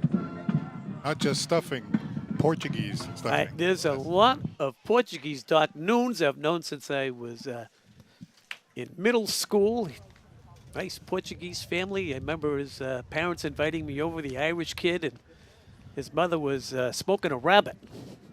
Really? Yeah. It was a big thing at the Noon's house. Yeah, I did not know that. Yeah. Yeah. But they were smoking it like in a cigarette. I didn't quite understand the cooking technique. Hey, look at that nice crowd. This is about as good as it gets, right? 45 degrees, sunny. We had to work a rain-filled game last year at Fairhaven. You never know what you're going to get on Thanksgiving. You can get anything. You can get single digits. You can get 65 degrees. You can get rain. You can get sun. Well, they lucked out this year. Beautiful day for Thanksgiving football. So, punt. Quick toss, and the Indians smash. The ball is loose. Fall on it. Indians, if coaches are screaming upstairs.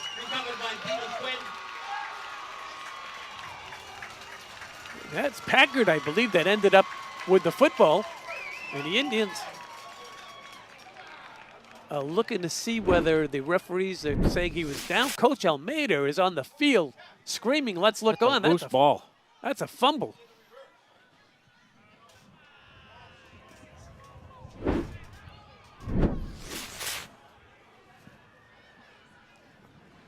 The referees are still talking down there.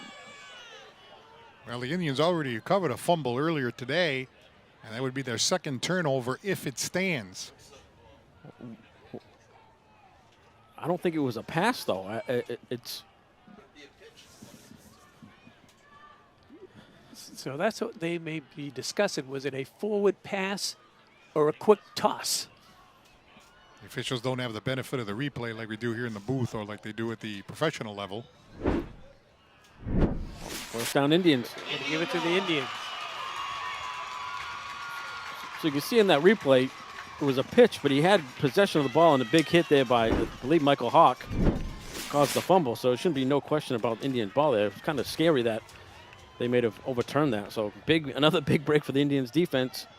They got to push one in here to tie this game up. First and goal for the Indians. So the Indians will have it first and goal, trailing by a score of 7-0. Just underway here in the second quarter. That's a second turnover against the Blue Devils in this one.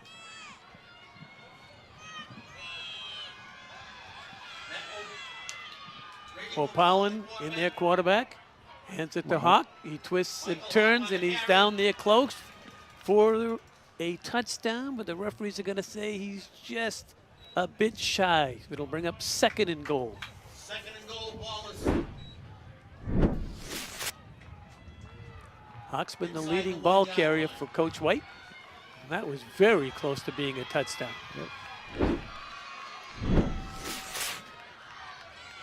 Now Gendron comes in, the quarterback, on this second and goal situation. The Indians looking to tie this ball game up.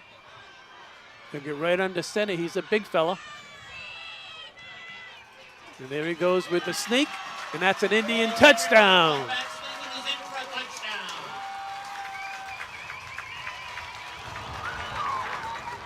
So with 9:10 remaining in the opening half, the Indians turned Fairhaven over deep in Fairhaven territory.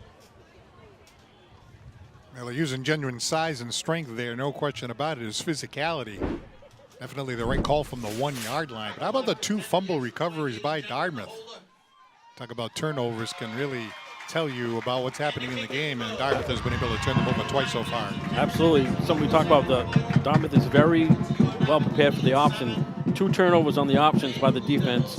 A big hit on the pitch.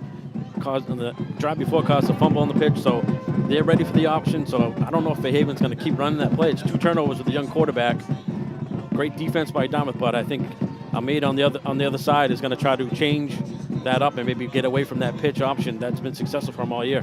Well, it's a tough call for a young quarterback. You got to read that defensive end, and you're young. You know, you're a sophomore. And, you know, the tendency is to get rid of it maybe a half a step too soon. Right. Which puts your running back in a bad position. And Dartmouth's always going to be prepared with Mike Martin and Zach Starr on the defensive side. They're going to be ready for that pitch. You got to be pitch man quarterback, know your assignments to get to those positions. So great job so far by the Dartmouth offense on that pitch play. So we're tied up in this one. We expected a good ball game, and we have one. Gendron gets set to boot it away for the Indians. And this is Cathcart. And he brings it up across the 25-yard line, where Fairhaven will take possession of the football. Just over 9 minutes to play. You're watching Dartmouth High School football cablecast live by Dartmouth Community Media. I'm Jim Thompson alongside Paul Santos and Andy Thompson. We hope you enjoy these telecasts of Dartmouth High Athletics.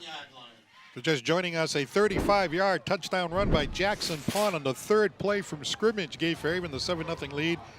And then Dartmouth's defense coming up with 2 different fumbles, the second of which led to this 1-yard touchdown run by Aiden Gendron to tie the game at 7. 1st and 10, and he'll just run it up the gap. The old dive play goes for a gain of 3. That's Alexion. He's got 12 touchdowns on the season. Picked up 4 on that first down. 4 on the play. It will be 2nd and 6. Ball is on the Blue Devil 31-yard line. This is the quarterback. That's Pont. He's out close to a first down, perhaps a yard short. Nope. See anything different out of the Fairhaven offense here, Andy, after those fumbles? Yeah, no pitch. Yeah. So noticing that too after you said it. Yep. It was Tyler Hathaway in on the stop. But they have a lot of effectiveness just going north and south, and even just running around the side with the speed. They don't really need to do the pitch play. Yeah, they have a lot of athletes compared, like we said, compared to last year, which you kind of knew you were getting. This year, it's totally different dynamic on the offensive side for Fairhaven. They got 3 different athletes. And they can throw the ball too. Yes. They run it here for the first down. That was in the hands of Grant Domafall. He scored 16 touchdowns, Paul Santos, their leading scorer. Yeah, and he made a name for himself 2 years ago, and he kicked that 42-yard game-winning field goal here at Dartmouth. And I was thinking to myself, he could have retired right then and there because he could always bring that up years from now. That's the guy that kicked the field goal with zeros across the clock. But now since then, he's really had a great career as a running back. And as you said, a touchdown maker, one of them for Fairhaven. And the Blue Devils keep it on the ground as that's Damafall out to about the 45-yard line. There's a Fairhaven sideline. They got to be excited, right? Obviously a great day to play their arch rival Dartmouth, and a week from tonight, 7:45 p.m. at Gillette Stadium, their 3rd trip to the Division VI Super Bowl, as they will be taking on Norwell, a team that finished the season at 8-2. This is Lagoo, and he picks up a couple of yards where he's met by a host of Indian tacklers. Connor Munson, one of the first guys to get hold of him, along with Ethan Davis. And Davis gets up a little gimpy. 3rd down and a long 3.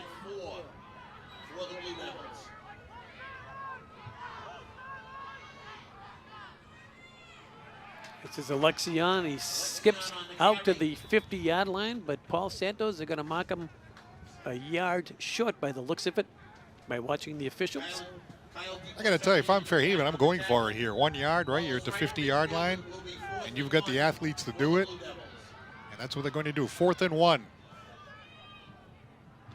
I don't think he's going to make it. That was Grant Domafall, the ball carrier. And let's see where that referee's going to mark it from the far sideline. I don't think he got it. Saying they have it. Ethan Davis pumping his fist, saying, I think we stopped them. They got to move the sticks. Fans on this side not in agreement. Maybe the forward progress before they pushed them back is the call in the field. Oh, Dartmouth almost had him. There's Ethan Davis right there. He thought they stopped him. So did the Indian coaches upstairs above us. As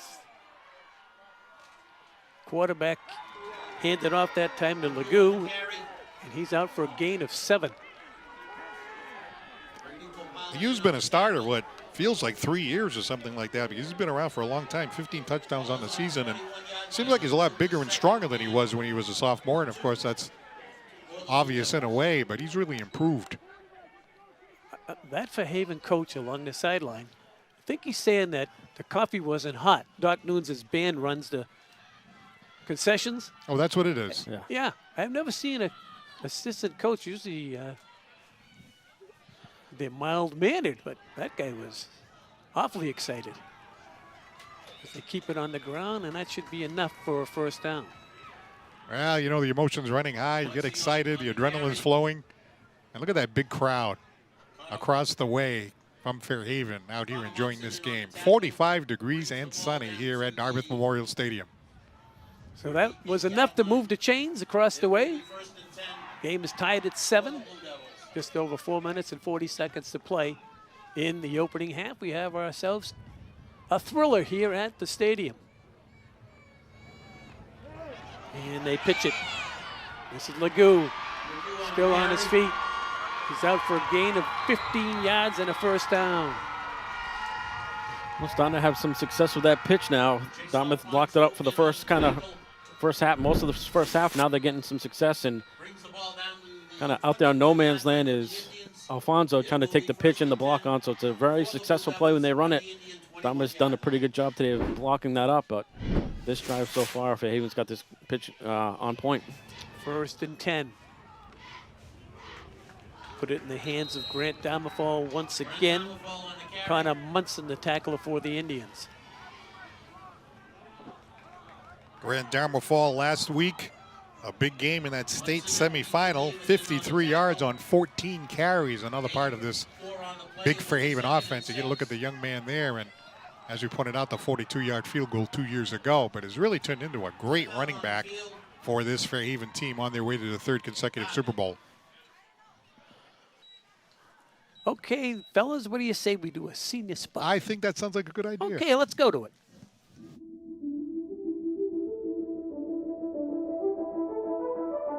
This team's a family. We all play together. We all play as one. I think we are a great team. We're always sticking together. So one word I'd use to describe this team is probably a family. We're all we're a tight-knit group, great bond. So I'd say family. A bond. This team's really a family. We're all tight. We're all close. We're all there for each other. Brothers. If I had to use one word to describe this football team, I would say passionate. I would describe this team as tough because we faced a lot of adversity coming into the season, and I felt that we proved a lot of people wrong. As a family, basically, like I've been playing with this team for 4 years. Tough. That's all I really need to say. We're a tough team. I would describe this team as funny. I like to joke around, have a good time even in between plays and in practice. I would say bonded. I think we all show up every day with a mission, and I think we carried it out. This team is hardworking, proud. I feel like no matter what, win or lose, everyone always has high hopes for the next game moving forward. I like to describe this team as a family. We're all together, and we're all always just really bonded together. Unity. Well, Packard.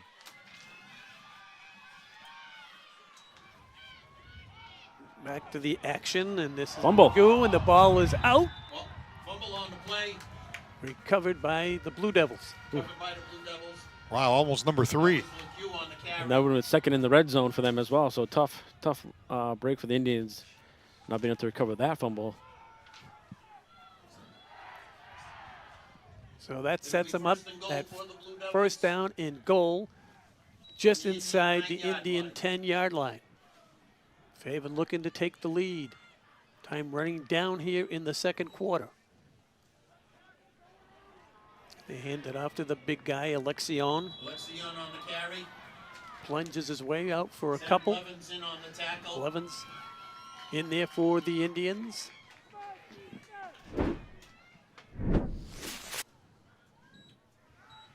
This drive is like old-fashioned football, just pounding ground, which is what we used to see from Fairhaven. And with the young quarterback in there and a couple of fumbles and almost a third one, they've kind of narrowed the playbook just a little bit. Yeah, it looks like he settled in pretty good, though, after that first couple drives. And successful drive here, like I said. Oh, the ball is out again. And Fairhaven has recovered yet another fumble, that time on the quarterback exchange. The announcer jinx. And a late flag came in. Something in the end zone. And let's see, personal foul against Dartmouth High School.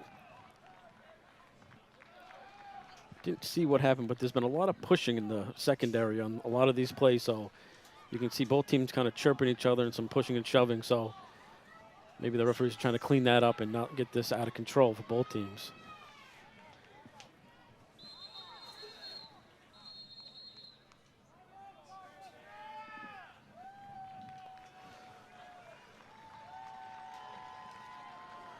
So now there's a timeout on the field. Let's look on it, see if we can pick this up. Yeah,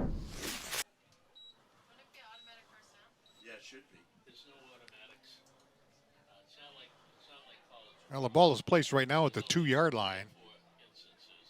2:22 to go here in the half. Plenty of time for Fairhaven to get into the end zone a second time, but Dartmouth defense, they've been really tough on the running plays, you know, and the pitches and stuff like that. And as you said, well prepared, and, you know, they're in there trying to strip the ball away, being very aggressive. Can we run that replay back once again? Yeah, I want to see that Tyler Hathaway. They called a penalty on him. And I know my friend Bill Cavanaugh, outstanding career over at UMass Dartmouth, I'd like to see his take on this. The Fairhaven kid is blocking him. Unless he said something, these referees don't allow a lot of F words and other words to be said. So unless he said something, the referee heard it. But you're getting double teamed on a block and get pushed to the ground. I don't know how that's a personal foul on a Dartmouth player, but maybe there was some unacceptable language. So Fairhaven's going to keep it on the ground. That's down the fall. Fumble. And that Fumble. ball is out again. And let's see what we have.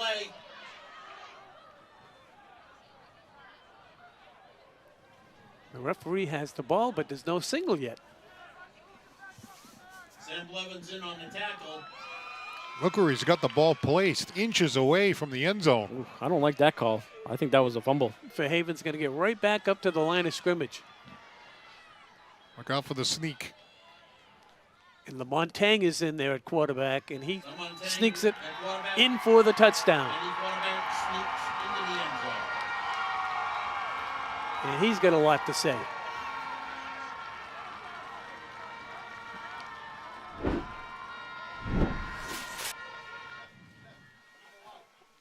So yeah, you're in that like inches situation, you know, it's just perfect for the sneak, and they bring back the quarterback who's going to play next week in the Super Bowl and say, hey, you take it from there. And he did. D. Medeiros on for the point after touchdown. And he kicks that one all the way down to Route 6. So with just over 2 minutes to play in the opening half, it's Fairhaven High School 14, Dartmouth 7. Andrew, there was a lot of stuff going on that drive. You can go back here about the 45-yard line of Fairhaven. 4th down in a yard. From where we were, there's no way he got a first down. The Indian coaches almost jumped out of the booth. And then there was stuff going on in the end zone, a couple of fumbles recovered by Fairhaven. Just an odd drive, but nonetheless, it ends up for a score for Fairhaven. It was a successful drive for Fairhaven, absolutely. You can see Derek O'May on the field now. He's upset. Dartmouth players are upset. You hate to blame it on the referees, but they look like they missed the first down call. It looks like they missed the fumble call. These kids are playing their last games of their careers, basically. It's unfortunate that if it comes down to something like that, both teams seem upset. It's getting a little loosey-goosey out there with the personal foul. Just had another one here. So these guys got to do a better job at kind of making sure that nobody, A, gets hurt. You don't want a Fairhaven kid to get thrown out, suspended for a Super Bowl game. So there's a lot to play for both sides. And these referees just need to kind of lock it up and don't allow the pushing and shoving and the F-bombs to go on. after the play. So it is Thanksgiving. It's a highly heated game, both sides. I just think there needs to be more of a, So Fairhaven's going to kick it off from the Indian 45-yard line. Personal foul after the point after. And the Indians just going to let that down in the end zone. Where they'll have it 1st and 10. Going to go to a spotlight.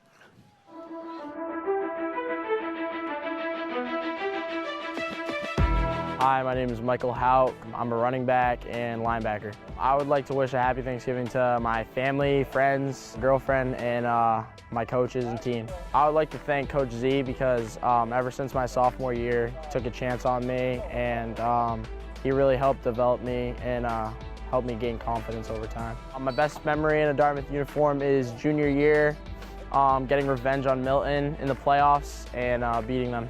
If I could give my freshman self one piece of advice, it would definitely be to play with more confidence and never doubt yourself, because when you play with confidence, you're a lot better. So that's Brady Boparlin back in there at the quarterback spot for the Indians, and he runs out for a gain of 2 on the play. 2nd down and long now facing the Indians.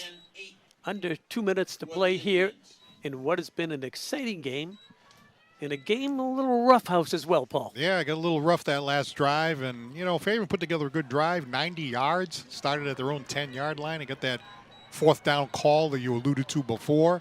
Ended up taking the ball from the 1-yard line to LeMontagne. Very important drive here for Dartmouth, I would say, with 1:25 to go in the half. Gendron in their quarterback now. Gets rid of it quickly. It's completed along the far sideline to Ethan Davis.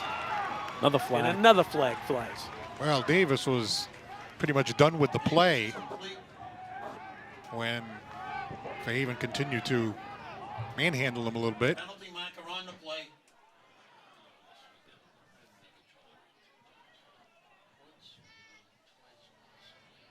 That's play was over. I don't know if I came here to watch the referee or a football game. I don't know why you would call that on a kid. But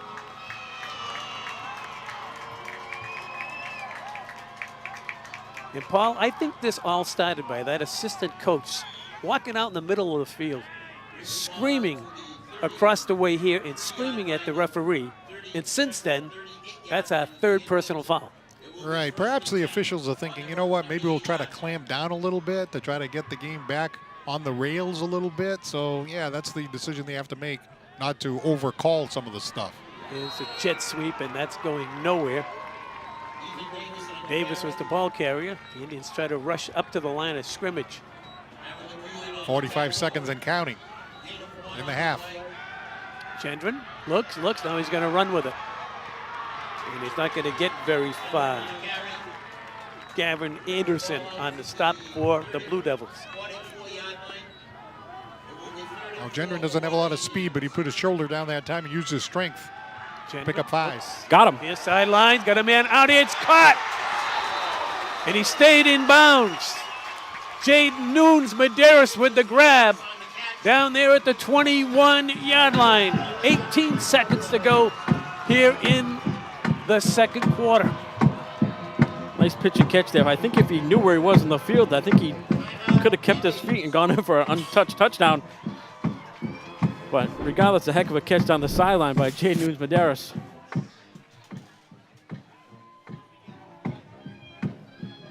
It's about a 35-yard pass to Nunes-Medeiros. What a great call and what great execution. Came just at the right time with 18 seconds left. The Dartmouth Indians are knocking on the door here to try to get this game tied up. A lot of real estate to cover with very little time, so you needed a play like that. He kind of went untouched. No one even covered him the whole way down the field, and I think he thought he was closer to the sideline than he was, because I think he could have caught it and kept his feet in bounds and gone in for a score. But huge play regardless to get the Indians within striking distance and get a couple more yards with the 18 seconds, maybe kick a field goal, get something here to get the ball back. And they kick off. I can't remember if they kicked off at the beginning of the game or not. Oh, they get the ball back. Yes. So kind of go for a 2-for-1 here if you can. There's no way Dartmouth was going to get all the way down the field just running the ball and getting 8 yards here and 5 yards there. They needed that big play like that, and to be able to execute it in the clutch like that, You have to tip your hat off to the Dartmouth offense. They definitely delivered execution-wise. Yep. 1st and 10 Indians. Ball spotted at the 25-yard line. Excuse me, at the 21-yard line of Fairhaven. Gendron looking left. Here's the rush. Avoids it. Still on his feet. He's going to run for it, and he skips out of bounds inside the 15-yard line, and a flag comes down back here at the 26-yard line. Personal foul against the Indians.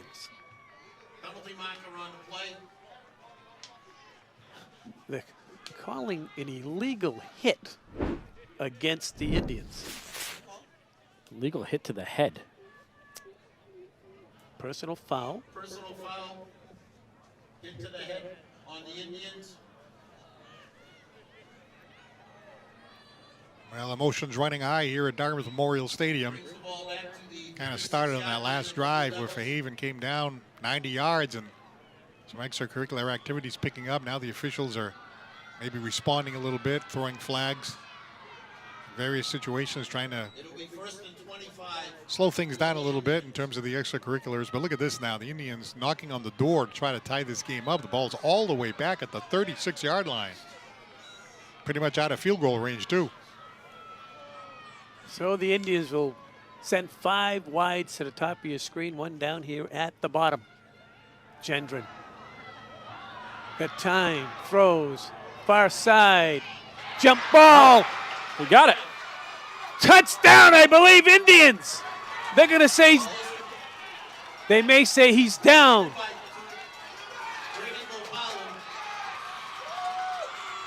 The Indians rushing to the line of scrimmage.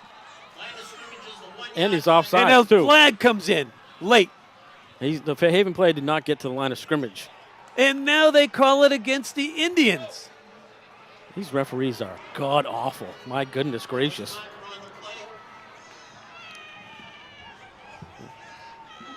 Coach White is beside himself standing down there at the 10-yard line.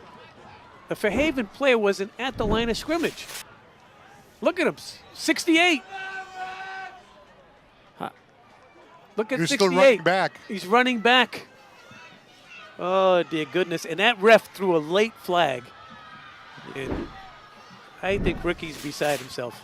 So a huge difference here. Instead of the ball at the 1-yard line, the ball is now at the 6-yard line. And Clock the clock is running. Snap it. They snapped it in time. Gendron. Here comes the rush. Throws, corner of the end zone. Cut, but it's going to be just shy of the goal line. He got out of bounds. But time has run out here in the first half. What a way to end the half. Well, that's very unfortunate because, you know, the call against the Indians, they had to throw the ball. They had to rush it. The ball was at the 6-yard line rather than the 1. I mean, you get the ball at that 1-yard line, there's a really good chance that Dartmouth can carry the ball in from there. So that was just a huge difference. And Fairhaven walks away with a 14-7 lead at the half. I mean, on that replay, you could see the Fairhaven player wasn't even back on his side of the line of scrimmage. And that was an unfortunate call that went against Dartmouth in this particular situation. Well, we hope that you've enjoyed the first half. I know Ben Smith has. Let's send it down to Ben.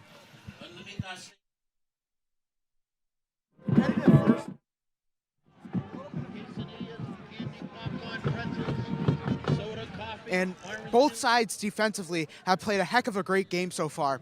Meanwhile, we just want to let you all know that the Filibus Telethon will be live here on Dartmouth Community Media, live on YouTube on Saturday, December 13th. We're going to tune that in. But for now, we have a little bit of a video of our marching band from their live show a couple weeks ago. Check it out.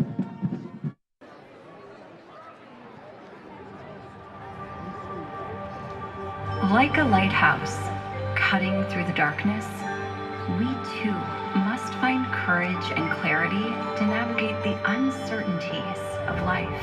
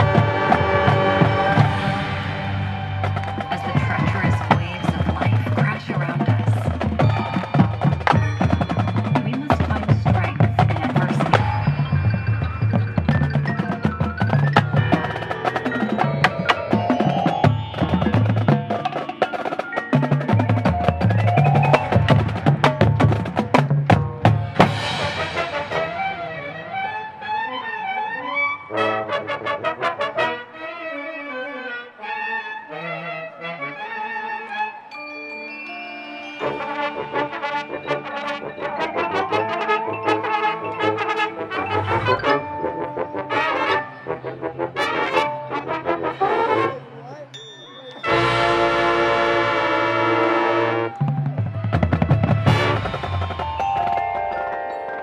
the face of storms, we must be resilient.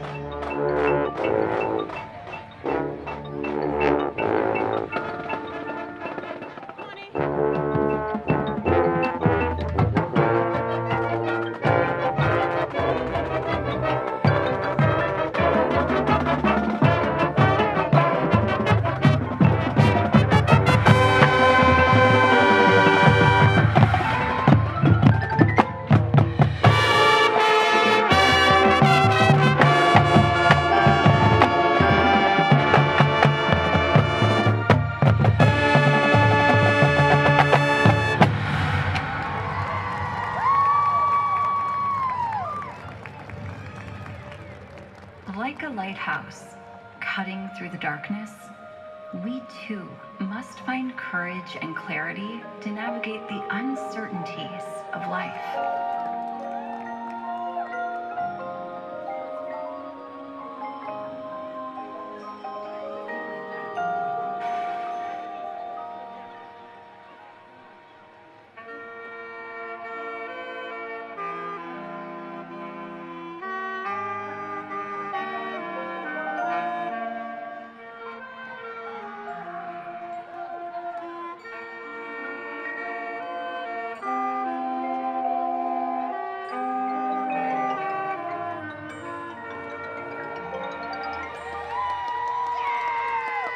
The ocean can make us feel so small and insignificant, and yet so free and limitless. The lighthouse reminds us that, even in despair, there is always hope. Its light cuts through the darkness, no matter how lost we may feel. There is always a beacon guiding us back home.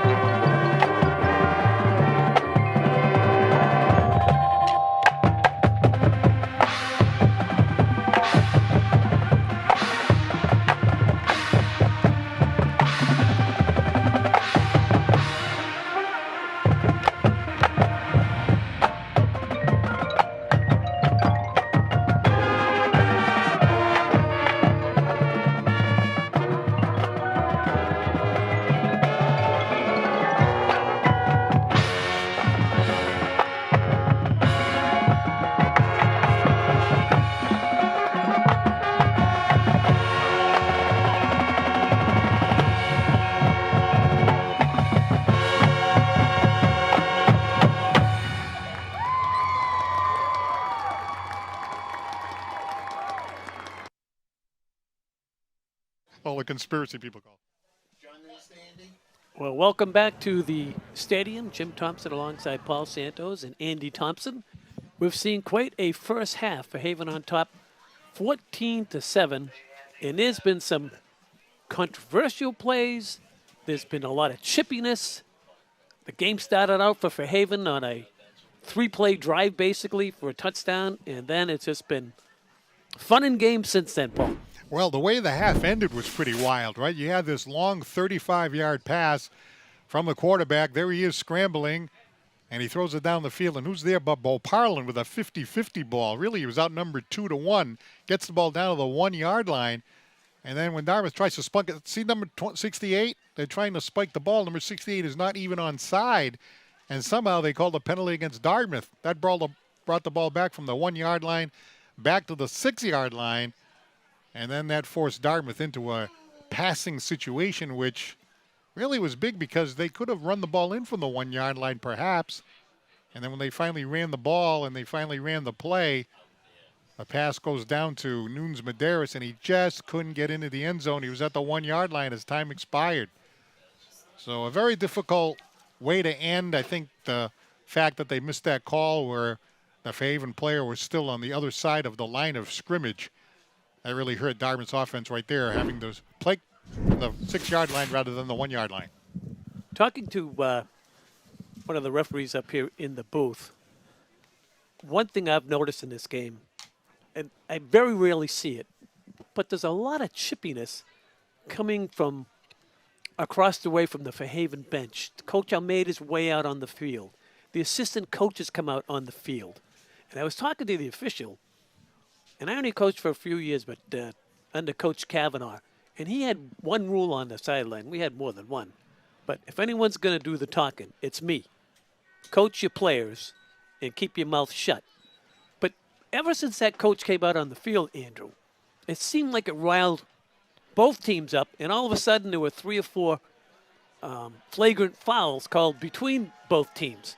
So sometimes the adults in the room have to control what's going on here. And even on the Dartmouth sideline, I've seen a couple coaches that I normally don't see that get excited, and they're hopping at the refs. So now you get these kids out there, and you have 4 flags for personal fouls in the first half, and these teams don't play football like that. No, it's kind of uncharacteristic to see Dartmouth kind of get fired up like that, but it's a big game, high emotions. The Fairhaven coach that came out in the field, he's also the athletic director, so I don't know if that plays into some of his thought to go out on the field to say something. But you don't see the Dartmouth athletic director doing that. As a coach, you need to just take care of your kids, and you don't want your kids getting hurt or anything like that.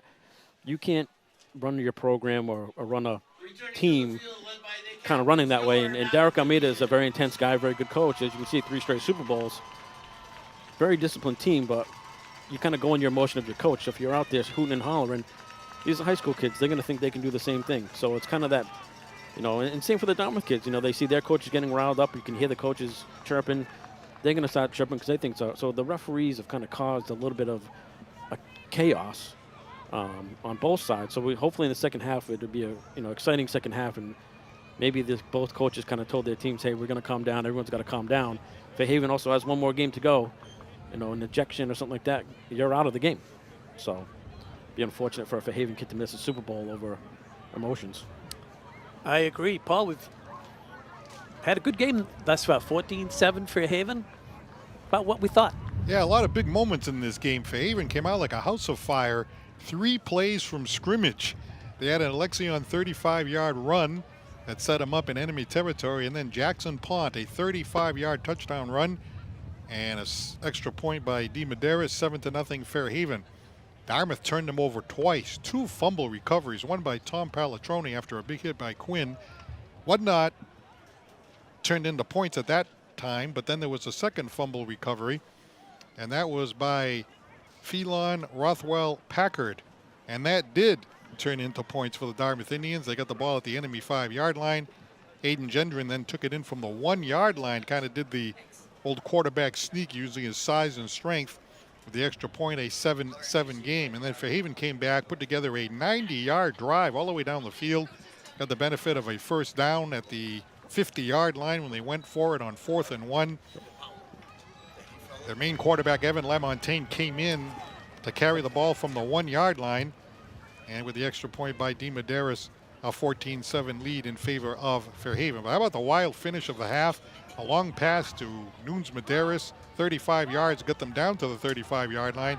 And then that pass by Aiden Gendra to Bo Parlin, a 35-yard pass, got them to the 1-yard line. But then that penalty against Fairhaven, or against Dartmouth rather, they should have gone against Fairhaven, moved the ball back from the 1-yard line back to the 6-yard line. And then the pass being caught by Nunes Medeiros at the 1-yard line. And so Fairhaven just barely hangs on to a 14-7 lead here at the half. Exciting. So the Indians will receive the second half kickoff, and they're just going to bounce it here to one of the short men, and that's Bo Parlin, who pounces on it at his own 35-yard line, where the Indians will have the first drive of the second half. You're watching Dartmouth High School Boys Varsity Football Cablecast by Dartmouth Community Media. I'm Jim Thompson. He's Paul Santos alongside Andy Thompson, and we welcome you to this broadcast of Dartmouth High School Athletics. This is a traditional Thanksgiving Day football game between these two schools, and it goes back nearly 100 years, and there's only a 2-game difference. Fairhaven holding a 2-game advantage over the Indians during that time period as Michael Huck blasts his way out to the 40-yard line, and again, there's hollering and screaming after the play. Oh, a nice hard run by Michael Hawk. He gets tackled by his helmet. Oh, he just had his head pulled down, and he was looking at the official like, hey, I just got tackled by my helmet. Second down and 7. Bo Parlin in there at the quarterback spot. He and Gendron have been alternating.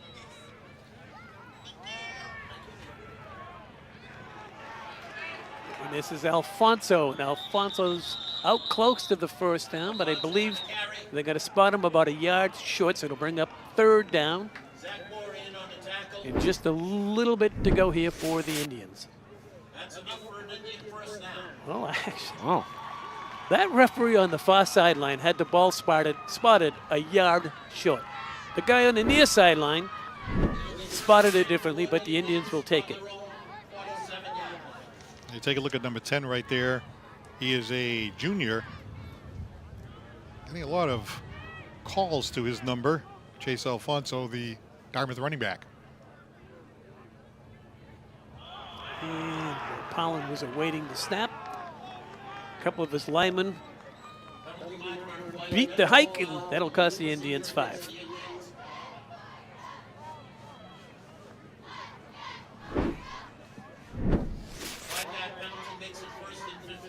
That looked like Paul Santos back in the day. Andrew, hut, trying to get the defense offside. Well, you see Rick White there, not too happy. I mean, obviously now a 1st and 15. Dartmouth was running the ball pretty effectively up to this point on this drive. And this is Bo Parlin, faked the jet sweep and nudges his way out for a few.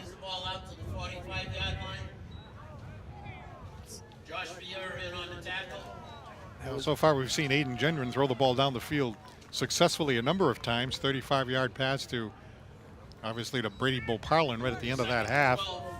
And another one to Nunes Medeiros, So if the Indians are in a long situation, their quarterback can chuck it downfield, but right now Bo Parlin's still in there at QB. 2nd and 12 facing the Indians. They get it out quickly. Double pass. Gendron throws long, deep, and it's cut, and it's going to go in for an Indian score. Chase Alfonso with the grab. Double pass ends up in an Indian touchdown. Nice execution by Bo Parlin, throw it backwards. Easy pitch and catch. Good concentration by Alfonso to stay with it.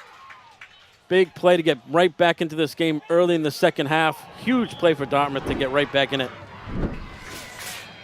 What a fantastic call there by the Dartmouth offense, and great execution. The quarterback getting out the side, and then the pass to Alfonso. We are tied up. There's Michael Hawk on the point after touchdown. Indians start the second half with a flash.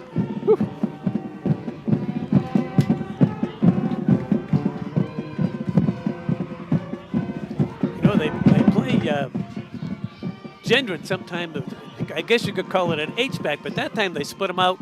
The last 2 snaps before that, he was split wide to the left, which set that play up. Yeah, good patience by the Dartmouth offensive coordinator, Peter Rossi, to kind of keep that in your back pocket to the second half when you might need it. Kind of had him out there all game long, not doing much out there, and quick hitting play to start the second half with the Indians, which they needed. Kind of all the chaos we talked about in the first half, but it's still a 7-point game going into the second half, so huge play for Dartmouth to get back in this quickly, under 3 minutes on that drive. And how about Alfonso down there? He was trying to get possession of the ball. He had 2 people on his back, and he's just trying to hold the ball and then holding it and then bumbling a little bit, and then somehow brings it in and then takes it in the end zone. Great concentration there by the junior. And we are tied at 14. Gendron to kick it away. And the kick goes over the end line. Time for another Dartmouth High School Senior Spotlight.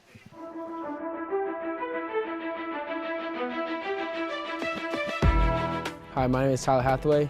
I play defensive end and center. I like to wish a happy Thanksgiving to my family, my teammates, and my brothers. I'd like to thank Coach Ryan because he's the one that pushed me, and some teammates, like one of my best friends, Michael. My best friend in a Dartmouth uniform is Thanksgiving last year, how we last play of the game we won. It was an electric game. My name is Owen Shirtliff, left guard and defensive tackle. I'd like to wish a happy Thanksgiving to my family, my friends, all the people that can't be with us, here today. Definitely Coach Rossi. He helped me out a lot, being with him 3 years now. He just helped me become the person I am today. My best memory in a Dartmouth uniform is probably winning Thanksgiving last year. If I can give my freshman self one piece of advice, it would be get in the weight room and keep the grades up. Second down here at 4 now for Fairhaven. And they keep it on the ground, and that was Alexion, the ball carrier. Out for a short gain, bring up third down here now. For the Blue Devils, Connor Munson was here for the Indians to stop the Blue Devil ball carrier. 3rd and 5 now for Fairhaven. It's been a game of big plays with Dartmouth, huh? I was going to say, yeah, and this is a play you got to watch for the pass if you're Dartmouth. Lamontagne back in their quarterback spot, and they run it, and they're going to get a first down and more. And running hard is Darmafall. He's got himself a first down across the Indian 40. Ethan Davis in the secondary making the tackle for Dartmouth High School. Yeah, a lot of nice misdirection, and you have a guy like Legou who can just get up in the secondary and the second level, and easy run for him for a gain of 12. Team leading 16 touchdowns for Grant Darmerfall, the senior, 6 feet, 185 pounds. And had a nice run there for the Blue Devils that time. Lamontagne, and he's wrapped up immediately in the backfield. Phelan Rothwell Packard read that beautifully and sacked the Blue Devil quarterback for a loss of 1. It'll bring up second down and long. Excellent play. That's what they teach you. Get on your keys, keep your discipline, and he's got quarterback all the way, and he just went right through that Fairhaven line for a big loss. And he recovered a fumble earlier in the game that led to points for Dartmouth. And this is Lamontagne. And he skips across midfield. And they're going to give him enough for the first down. Gain of 11 and a first for the Blue Devils. Flag. And a flag comes in.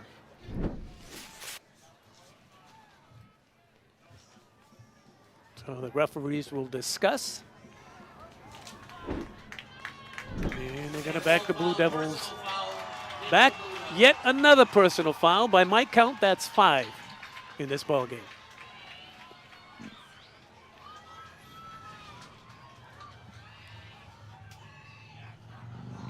Look at the Fairhaven sideline over there.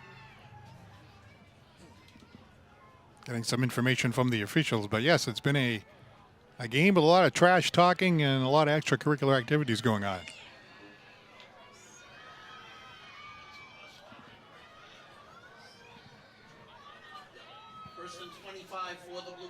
So now Fairhaven looking at 1st and 25.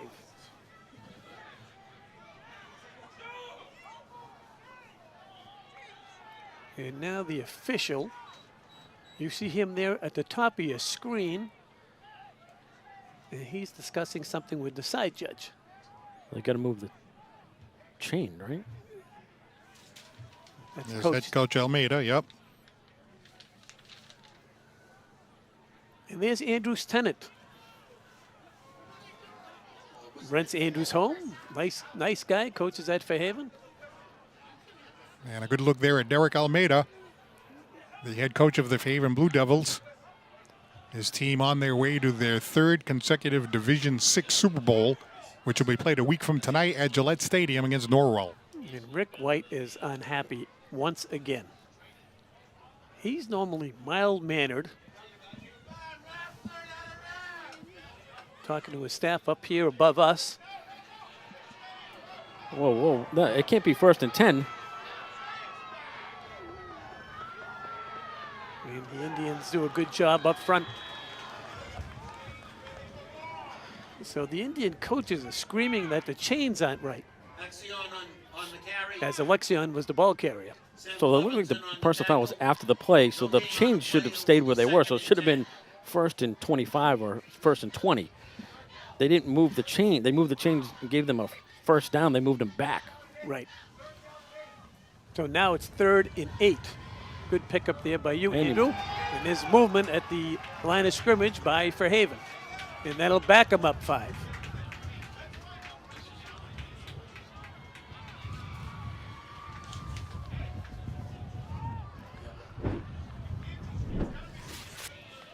You see the top of the screen.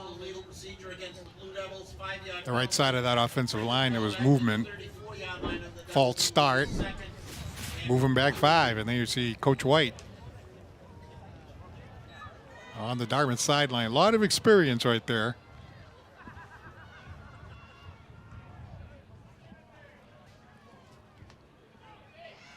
Well, they keep it on the ground, and this is in the hands of Grant Damafall. And he may picked up 3. It's going to bring up whatever down the officials decide. In my head, it's 3rd down and 10, Paul, but I'm not so sure, Andrew, what the refs are thinking. I think you could hear the Dartmouth coach saying it should be, this down should be 4th down because they ran a play on 1st down. The penalty happened after the play, so, but I'm out of it on this one. I don't know what's going on anymore. Well, it's 3rd and 10. We know that.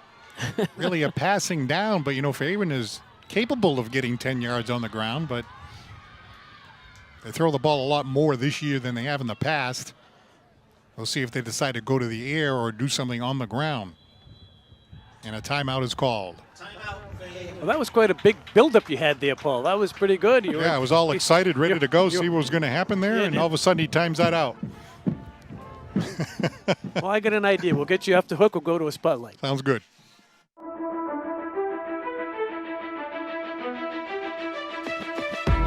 My name is Gabriel Fernandez. I am a right guard and defensive tackle. I'd like to wish a happy Thanksgiving to all my family and friends at Dartmouth, outside of Dartmouth on the team. I'd like to thank Coach Rossi, because I remember even my sophomore year, he even said, you might just have a real chance of starting your senior year, and here I am starting. Personally, I'd probably say when I sacked the QB in Durfee game, but as a team, definitely beating Fairhaven last year. That was a pretty good memory. My name's Peter Quinn. I play defensive end and offensive tackle. I'd like to wish a happy Thanksgiving to my 2 parents and my 4 siblings, Tom, Catherine, Patrick, Nat. Best memory of Dartmouth uniform, I would say, is just coming to the entrance when the band's about to play and just running out to that crowd, because you just forget about everything that you went through that week and it's just reset, and there's nothing better than playing on your Friday night lights. Keep going. You know, you're going to face a lot of, people that don't believe in you and say you can't do anything, and you can prove a lot of people wrong. And just always have a mindset you can achieve anything. You just put work towards it. Hathaway made the stop for the Indians. We apologize for some of these spotlights going on an extra 15 seconds. Throwing us off in the booth, Paul, and try to do anything to throw us off. Well, it's 4th down now. The ball is still in Fairhaven territory. And the Fairhaven Blue Devils, Derek Almeida, the coach, thinking about going for it here. Usually, if you're on your side of the 50 and it's 4th and more than 1 or 2, it's a gutsy call, but in a 14-14 game, they are going for it. And it's a pitch. And getting the first down and still going down the sideline is Legault. Well, they went to the right guy. 15 touchdowns on the season. The senior, 5'9", 200 pounds. You see him right there, and it almost seemed too easy as he gets the first down on the ground. It's a tough play to defend. You know, you kind of get guys trapped in a no man's land out there, and you got to figure out who to get. So excellent play, well run. And they come right back, running to the right side. That's Grant Damafal, the ball carrier. Chase Alfonso was there for the Indians making the stop. Kind of funny how, 2 years ago, Grant Dartmouth kicking the 42-yard field goal with no time on the clock to win the game for Fairhaven. And then I'm thinking, well, how come he's not the kicker now? They get this other guy, Dean Medeiros, doing it. But not only was it a 42-yard kick, I think he could have made it from 50. In that year, he wasn't the kicker either. He was the backup kicker. Came out of nowhere. One of the assistant coaches told Andrew and I after the game, we just threw him in there. We figured he does it in practice, but he wasn't the normal starting kicker. And this is LaMontagne, and this is what you don't want to happen if you're a Blue Devil fan. He was laying on the ground in pain. That's very unfortunate for Fairhaven. I mean, you want to win the game. The sophomore had played very well. Both teams want to win. You put your starter back in the second half. Very unfortunate situation right now with LaMontagne on the ground. See if we can pick it up. Bo Parlin getting him around the leg, and the leg looked like it almost went in that MCL type situation where the knee, instead of going the way it's supposed to, goes a little on sideways. Well, while they attend the injured player, let's go to a spotlight.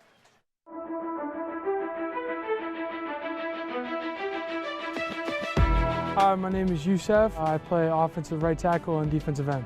I want to thank my girlfriend and my parents. I would like to thank my brother because we've been through this together since freshman year. Winning my last game in freshman year was amazing. Don't skip practice. My name is Phylon Rothwell Packard. My position is offensive tackle and defensive end. I wish a happy Thanksgiving to every single one of my teammates, coaches, and everyone I've ever played for. I would thank Brady Boparlin for being one of my best captains.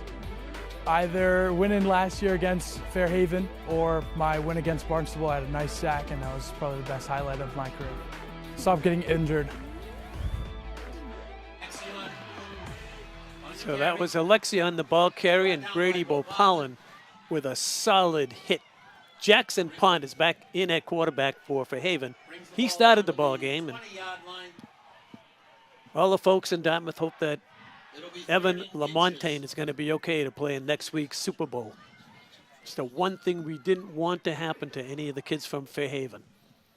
I remember last year, Marks got banged up a little bit in this game, and even though he played in the Super Bowl, a lot of observers say he wasn't quite 100%. So they run it up the middle. Short gain by Fairhaven. Brings the ball down to the 16-yard line. It'll be 1st and 10. That's enough for a first down. On the Indian 16-yard line. A real leader on this team, 11 passing touchdowns, 5 rushing touchdowns, a 6'1", 158-pound senior, and he has a quarterback sneak touchdown today for Fairhaven. And they give it to the first man through, and a gang tackle there. Connor Munson, one of the first players there. Grant Damafal, ball carrier for Fairhaven. Clock running down here in the third, and a tie ball game at 14.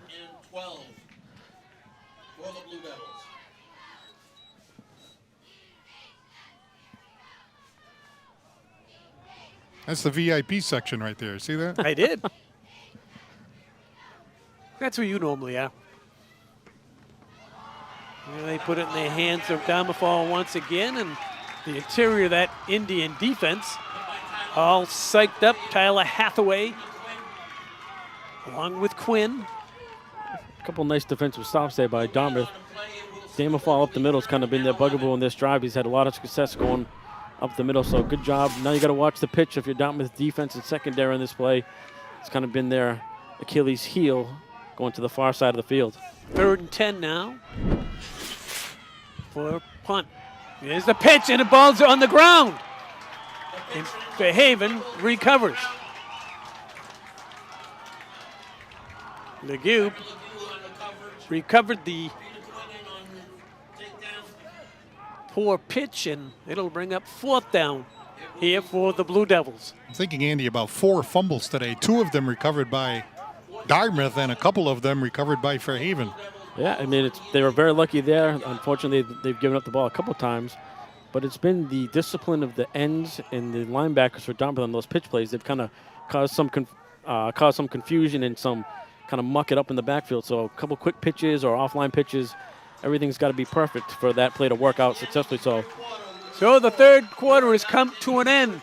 The final 10 minutes coming your way via Dartmouth Community Media, but let's send it down field side. Thanks, guys. Just a reminder to you all in the town that we have our annual tree lighting next Saturday right at Town Hall right behind us. Our DCT TV staff was there to record all of the setting up the tree and whatnot.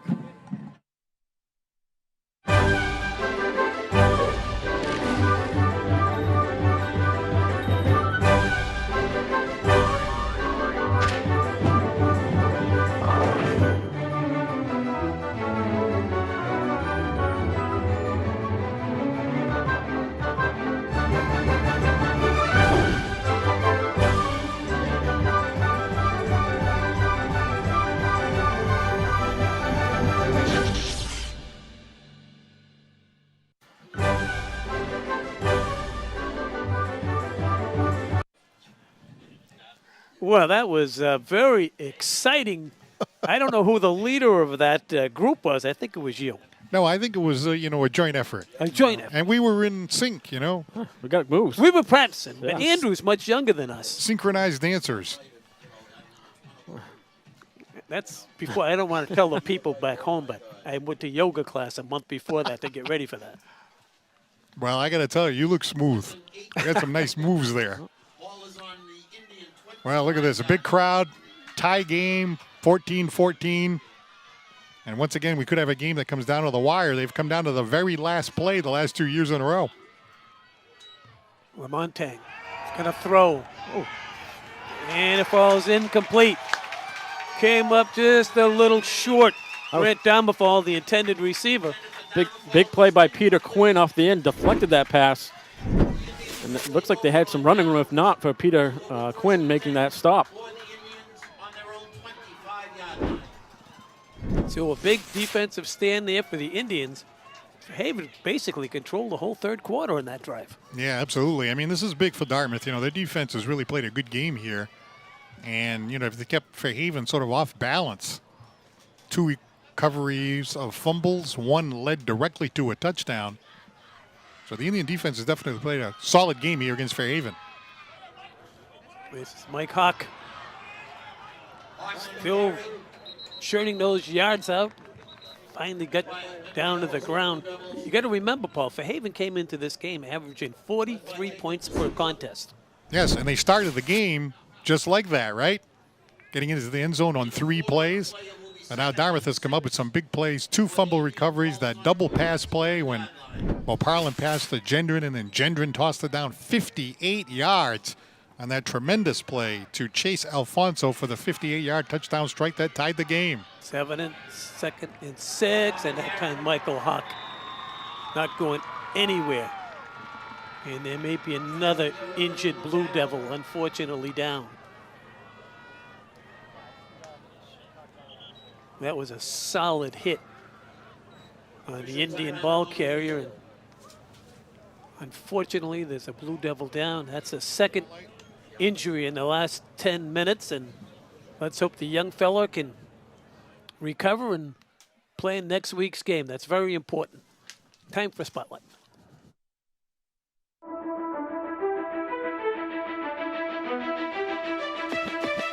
My name is Hayden Iggy Somar. I'm an offensive guard and a defensive tackle. I'd like to wish a happy Thanksgiving to my family and then all my brothers on this team and then my actual brothers. A coach I'd like to thank this year is Coach Zexter. He's always pushing me to try my best and keep going. My best memory in the Dartmouth uniform is last year playing with my older brother and walking out with him. My freshman self, I'd give him the advice to keep trying even when nobody's looking, because that's when it really matters. My name is Kyle Bertoli. I'm a guard and a defensive tackle. I'd like to wish a happy Thanksgiving to my mom, my siblings, and family and friends. Coach Martin, he's my position coach. He's always believed in me. Gave him a little bit of a hard time this year. So honestly, pre-games, working hard all week at practice and then coming together as a team and then celebrating the week and getting ready for game day. Don't take it for granted. Work hard every day. That was Zach Mora. Made it to the sideline. Let's hope he's okay for next week. 2nd and 8, and Gendron's pass is batted down at the line of scrimmage. That's Josh Vieira. Well, Josh Vieira, a big interception last week in the state semifinal game, and he kind of returned the favor. And Dartmouth batted down a pass. Great pursuit by him, knocking that ball down. And it's creating a 4th down and long situation for Dartmouth. 3rd down, actually. 3rd down and 8. It's 4th down. 4th down. Okay, so they're going to have to punt the ball away from deep in their own territory. Some nice punts by Michael Hawk, though. He's been able to get some good rolls for the Indians. Now the Fairhaven has 12 players on the field, and Derek Almeida has called a timeout. Timeout, Blue Devils. So here we go, 8:40 to go in the game. Fairhaven 14, Dartmouth 14. And how about that 58-yard touchdown pass when Bo Parlin passed it over to Aiden Gendron? And Aiden Gendron just dropped back and fired that baby down the field. And down there was Chase Alfonso, who didn't bring it in very easily, kind of bobbled it just a little bit, but great concentration. The junior carries the ball into the end zone. What an exciting play that was. And it came at the right time. It was a great call by the Dartmouth staff. That was a big defensive stop for Fairhaven. It's 8:52 in the game. They're going to get good field position out of the Blue Devils. And they're the type of team that can wind that clock down with a long drive like they did on their last drive. Unfortunately, they came up empty. But they can control the clock by running the football here in the final 8. High snap, kick is away. And it is caught down here at the 45-yard line. And immediately tackled was Jackson Williams of Fairhaven. Dangerous punt and return there. Fairhaven coaches thought he called fair catch. I didn't see that call. Could have been an easy turnover mistake there by Fairhaven, but good hands. Well, you mentioned Fairhaven being able to control the clock when they have the ball. They actually had a 90-yard drive earlier in the game, which resulted in an Aiden Gendron 1-yard touchdown run, which at that particular time gave the Fairhaven Blue Devils a 14-7 lead.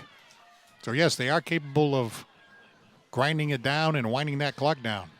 1st and 10 from the 46-yard line. They run it up the middle and a flag comes flying in.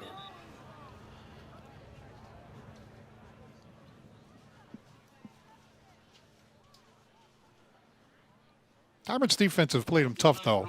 They've played them tough throughout the game. So, if you can get out of this with 3 and out or maybe a 1 first down or something like that, Dartmouth's offense can get the ball back. But this penalty, It's see going if to we be can a pick it up. face mask penalty against the high school.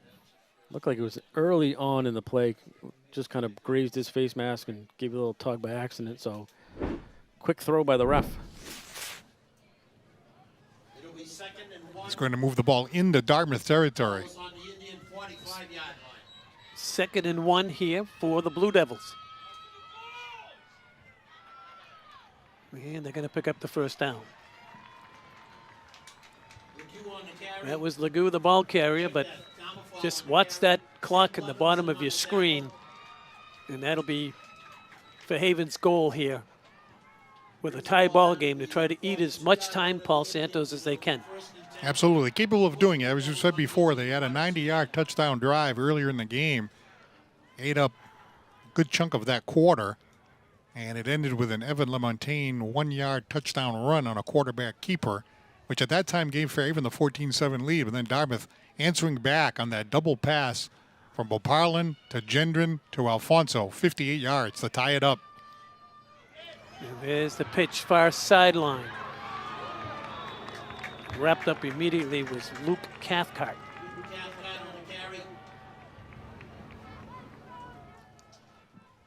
Another nice job by the Indian defense, Andrew, on the perimeter. Absolutely good job by Alfonso to kind of shed that block and get Cathcart kind of out of bounds, and see Brady Wilpilin going flying like a missile as always into the Fairhaven sideline. So excellent job on the perimeter by the Dartmouth defense.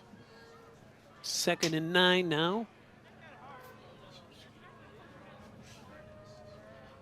I think this is a big drive, a big possession right now for Dartmouth's defense, so they can make a stop here.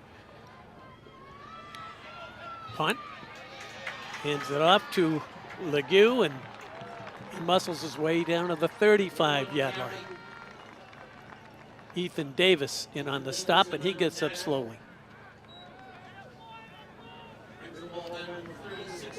So, Paul Santos, Fairhaven looking at 3rd and 5. 3rd and 5, a good situation for the Dartmouth defense, but now they're deep in enemy territory, so it really is 4-down territory. So Fairhaven is capable of getting a 1st down here, but also would go forward on 4th down. And they hand it to Damafal. And Damafal perhaps back to the line of scrimmage, and that's it. Tom Palatroni is one of the first guys in there to get hold of him. And he recovered a fumble earlier in the game for the Dartmouth Green. So perhaps the biggest play of the game right now. Fairhaven wasting no time. They look to the sideline to Coach Almeida on this 4th and 3 call.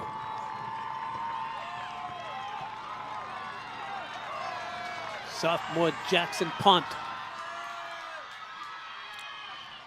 He's going to keep it himself, and the Indians get him in the backfield. That's Palatroni racing across. And the Indians hold him on downs. We'll look on. Excellent play by Palatroni. Get on his man, key his quarterback.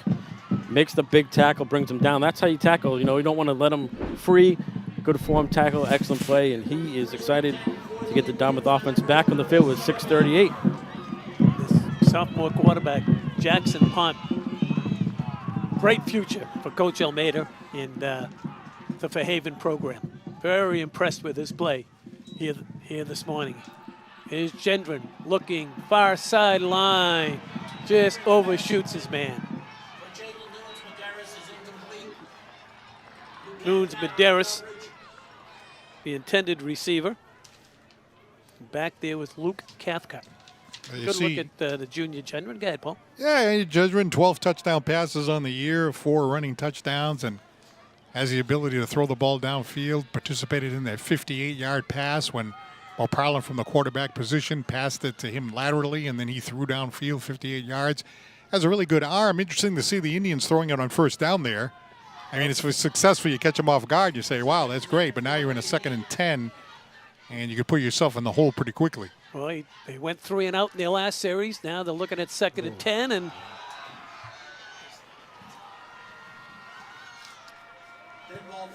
it's going to be a dead ball foul. Indians offensive lineman jumping the gun will back them up 5.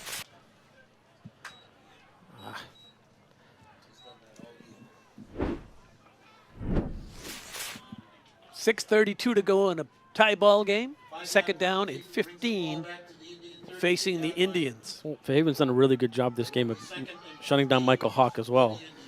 So maybe a little screen pass to get Hawk involved would be a nice game breaker. Here's Gendron. And he overshoots his man. And here comes a flag thrown in the middle of the field. It may be. Pointing Fairhaven. They pointed toward the Fairhaven defense. Coach Almeida's out there trying to turn the call in his favor. And no one's moving. After all that, it's an ineligible man downfield. Aiden Gendron in deep conversation with head coach Rick White on the Dartmouth sideline as the Indians are going in the wrong direction. Well, as I mentioned earlier, the last time they had the football 3 and out, now they're looking at 3rd and 15. Keep looking at that clock. You don't want to give Fairhaven back the football. And unfortunately, they're in a must-passing situation. 3 to the near side. 1 to the top of your screen. Michael Hawk stands beside his quarterback. Gendron rolls. Now he's going to run with it. He doesn't have great speed. They're going to get him down to the ground for a short gain. Gendron has a great arm. There to make the stop. You know, he has a great arm, but once he gets out of the pocket and he has no receiver and there's a pass rush, he doesn't have the speed to be able to run it for the first down, and Fairhaven was able to bring him down. Jackson Williams will stand back at his 35-yard line to receive the punt from Mike Hawk.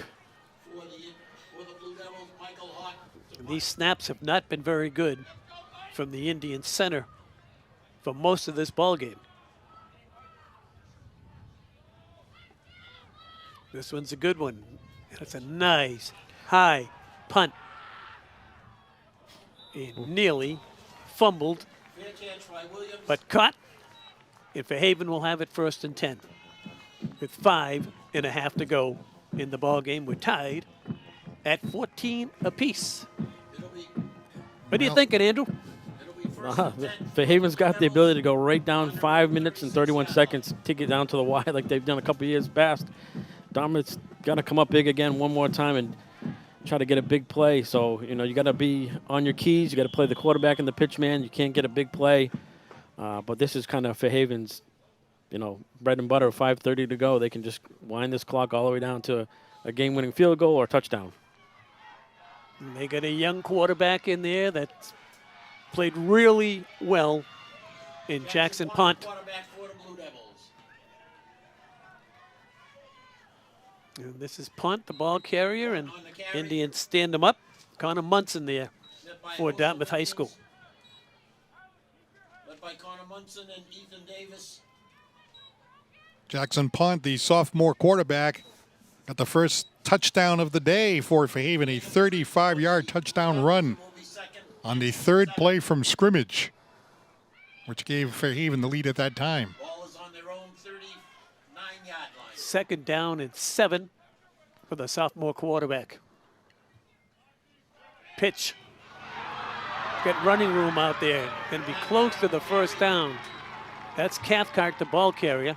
He's going to come up just shy, I think, across the far sideline. Pushed out of bounds by Brady Bopalin. And that's enough for a Blue Devil. Well, they're actually going to give them the spot. They're going to move that chain across the far way, and Fairhaven will have 1st and 10 with 4:48 to play. For the Blue Devils on their own 46-yard line. We give it to the big fella, Alexion, and he's out for a solid run of 5. Sam Blevins was there for the Indians to get him down. And Paul, that clock, just keep watching it. You folks at home, that's the 12th man on the field for Fairhaven right there. Yeah, this is where they want to be. They got the ball back. They were able to stop Dartmouth in that last possession.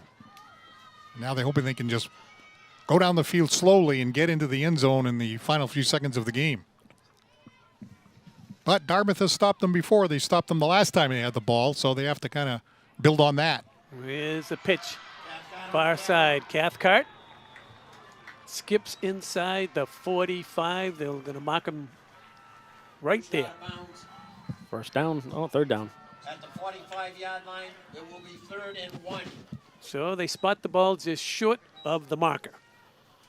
So it'll be 3rd down and about a yard to go. Just over 4 to play. You're watching Dartmouth High School boys varsity football. Thanksgiving Day edition. We're tied at 14.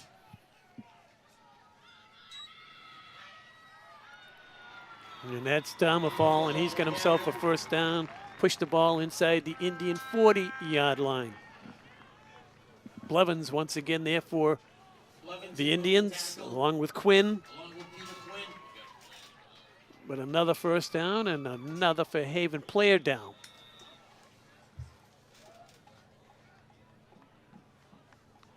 That's Jacob D'Souza.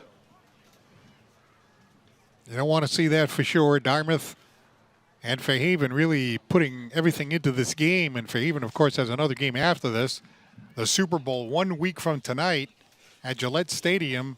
Fairhaven in their 3rd consecutive Super Bowl. This time they will be playing Norwell, a team that finished the regular season with an 8-2 record. Again, that game at 7:45. A lot of the fans on the Fairhaven side will definitely be heading up to Gillette Stadium a week from tonight for that game.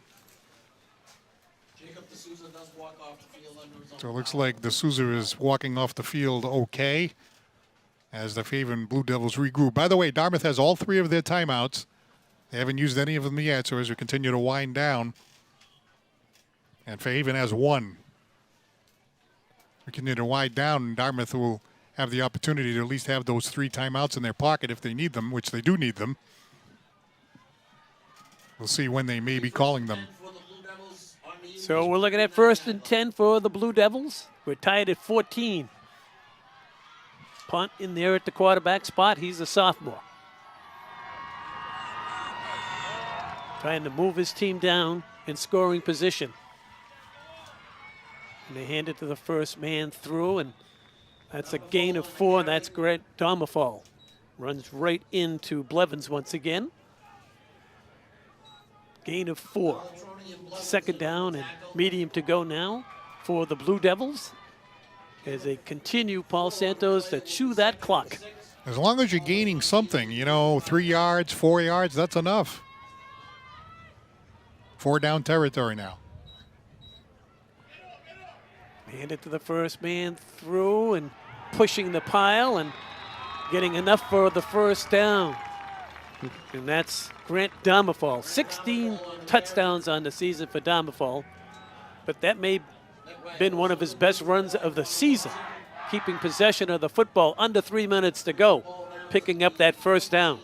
6 feet, 185 pounds, and using every bit of his athleticism to carry a number of the Dartmouth defenders perhaps 2 yards further downfield.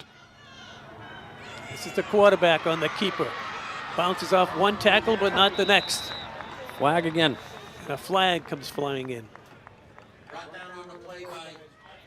Quinn was in there. Munson as well. What do they call a face mask? If it's a face mask, I believe that'll be the 2nd one of the game against the Indians. Penalty marker on the play, face mask against the Indians.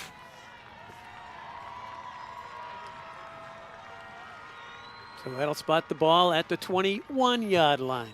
2:37 to play in this one.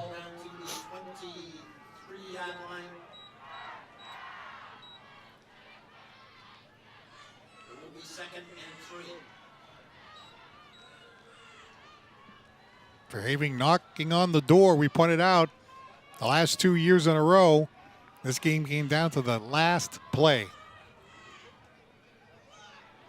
And then they give it to Alexion. He breaks a tackle. He's running for the end zone, and he's in for a Fairhaven score. Scores from 21 yards out. His 13th touchdown of the season. He's a big boy and just kind of breaks the tackles and keeps the legs moving and fast enough to get in for a back-breaking touchdown for Fairhaven. So this is a big extra point here. We've seen wacky things happen a couple years ago on a 2-point conversion. So this is a big kick with 2:07 left to go in the game. Medeiros in to attempt the point after touchdown. Jackson Blunt, the holder.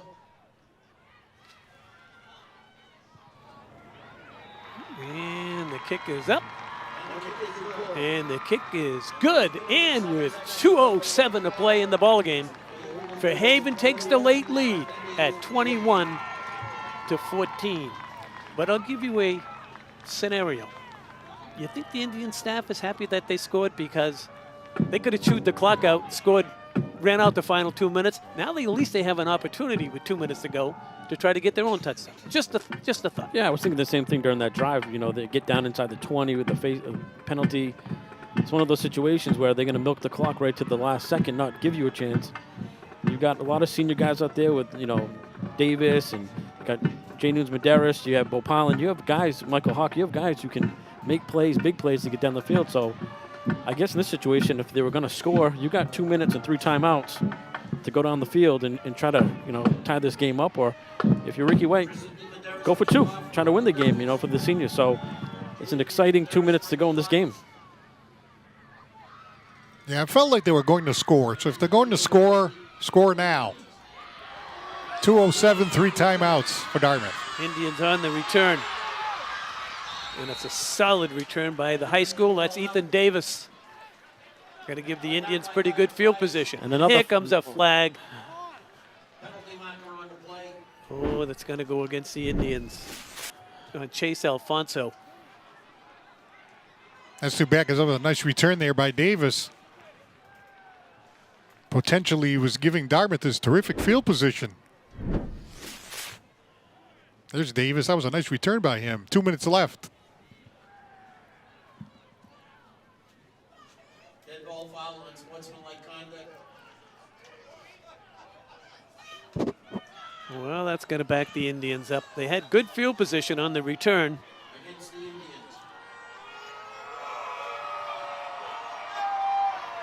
Indian fans showing their distaste for the call as they'll march the ball down to the Indian 25-yard line.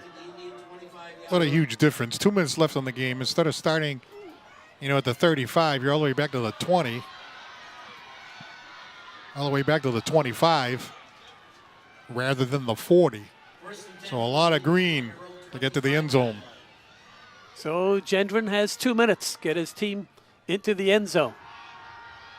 Wheels, throws, cut! That's Bo Pollen. Still on his feet is Bo Pollen as he gets across the 40 and out to the 41-yard line with Josh Vieira. Knocked him off his feet. Stops the clock. Now they're going to roll it. Gendron. Far side. Throws it up. It's caught. Down there close to 40-yard line. Chase Alfonso on the grab. We're going to put this game in the hands of the junior quarterback, Aiden Gendron. 2 quick strikes have the ball at the Fairhaven 40-yard line. Here's Gendron again. No rush. Throws. It's picked up!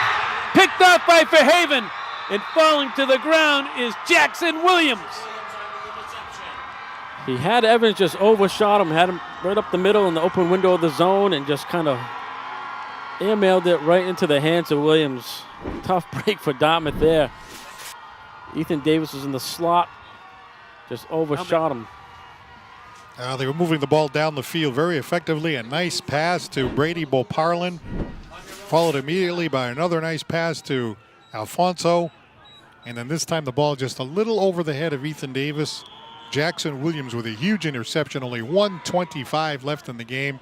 Dartmouth does have 3 timeouts, but they're really in a situation where they have to have a 3 and out as Coach Derek Almeida looks on from the Fairhaven sidelines. 1 week from tonight at Gillette Stadium with the Blue Devils.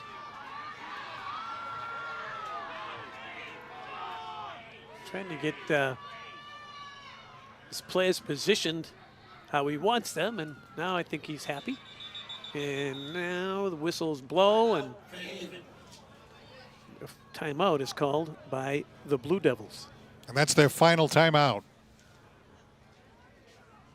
So, Doc was asking me about people who follow this game knows that my wife cooks a wonderful pigeon. And this year was a little different, as at 6:30 in the morning, the mayor of New Bedford, my friend, you know who that is, Mayor? Mayor Mitchell. Yeah, John Mitchell. He was on my TV show. Yeah, right. Well, he worked for me at one time, and Sue's been going down there feeding this specific pigeon. But the city of New Bedford was on to her. Mm-hmm. So Mitchell shows up 6:30 this morning, Sue at the same time says, the pigeon escaped. We don't have it. So I look at Mitchell and I say, hey, what are you doing here? He said, Sue was feeding the pigeons and we want the pigeon back. So I said, well, the pigeon is gone. How did you know, John? He said, it was a stool pigeon. Oh, man. Took a long way to get Yeah, there. it was.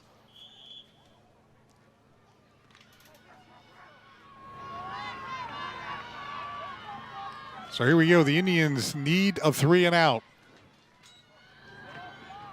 It looked like the Haven move, no flag, just a short game by Alexion. Alexion on the carry.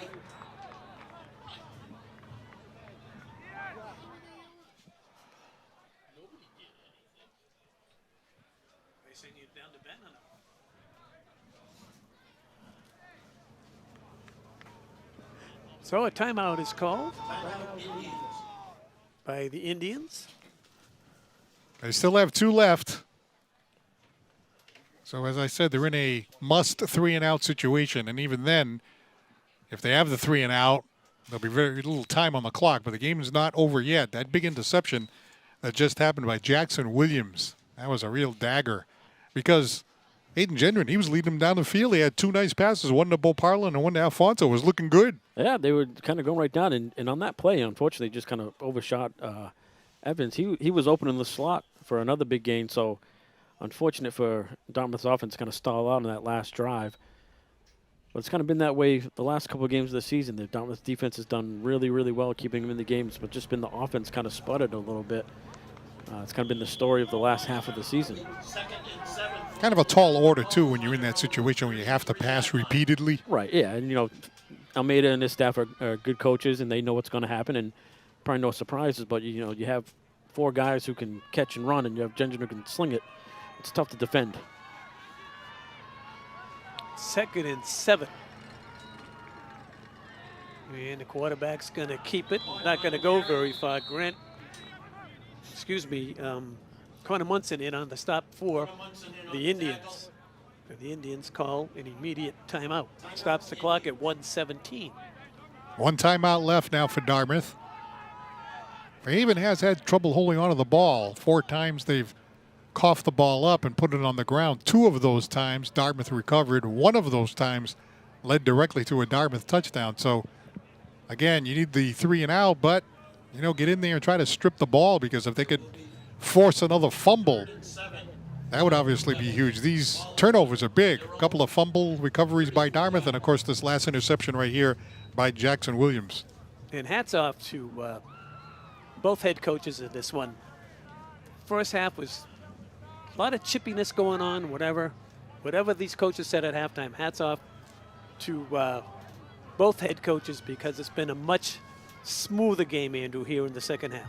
Yeah, and, you know, anybody who's playing this game as a senior, you don't want to get thrown out. You don't want to cost your team a 15-yard penalty. And, you know, if you're Fairhaven, we talked about, you have another game to go. So with the rules and regulations, if you get X amount of personal fouls, you get thrown out, you're not going to play in the Super Bowl, and it's going to cost your team. And so both teams kind of reeled it in the second half, which is nice to see. So 3rd and 7. And they run it, but they're going to be short. And it's going to bring up 4th down, excuse me. And let's see where they're going to spot the football there at the 37-yard line. They have to advance it just across the 40. That was Dartmouth, the ball carrier. See if Dartmouth takes their final timeout. All right, fellas, would you go for it here? Would you punt the football away? Knowing how Almeida coaches, they're going to go for it, I think, and they're going to try to get the first down and just end it, which is a dangerous call. But Dartmouth kind of struggled on 3rd and short, 4th and short in this game, and you got 2 excellent running backs who've shown they can get up to the second level and get easy 4 or 5 yards. So I think they're going to go for it. Yeah, kind of a tough call, because if you go for it, yeah, you end the game right then and there. On the other hand, if you punt it away, you know, that's a tough situation for Dartmouth to be in.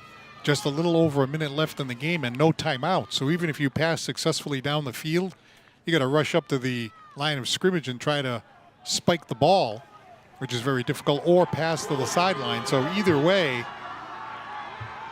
their arguments. 4th and 7, though. It looks like they're going to go for it and try to end it right here. Well, he moved, too. Oh, and Fairhaven moved. And a penalty marker comes flying in. The first time all game they moved early, and it's going to cost them. They've been very disciplined all game with their pre-snap motion, and unfortunately for them, it's going to push them back. Now what do you do? Big difference. Instead of 4th and 7, it's now 4th and 12. The punt team's going to run onto the field, and the Indians are going to have an opportunity with just over a minute to go if they handle the punt cleanly. And they've done a nice job returning the punts. So see if we can get a good return out of Dartmouth. High snap. Oh, they threw a flag. Oh, my God. This referee is. Oh, my goodness. I don't think he touched him. They're going to call roughing the kicker of some sort against Dartmouth, I believe. Looks like he ran into him a little bit, but he didn't fall, and he's kind of spun out of it. Almost blocked it.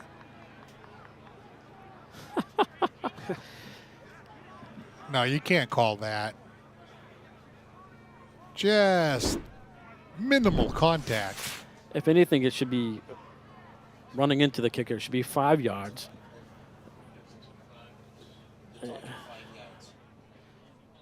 So that would put it back to a 4th and 7 again, if that is the call. We got the call from the official, but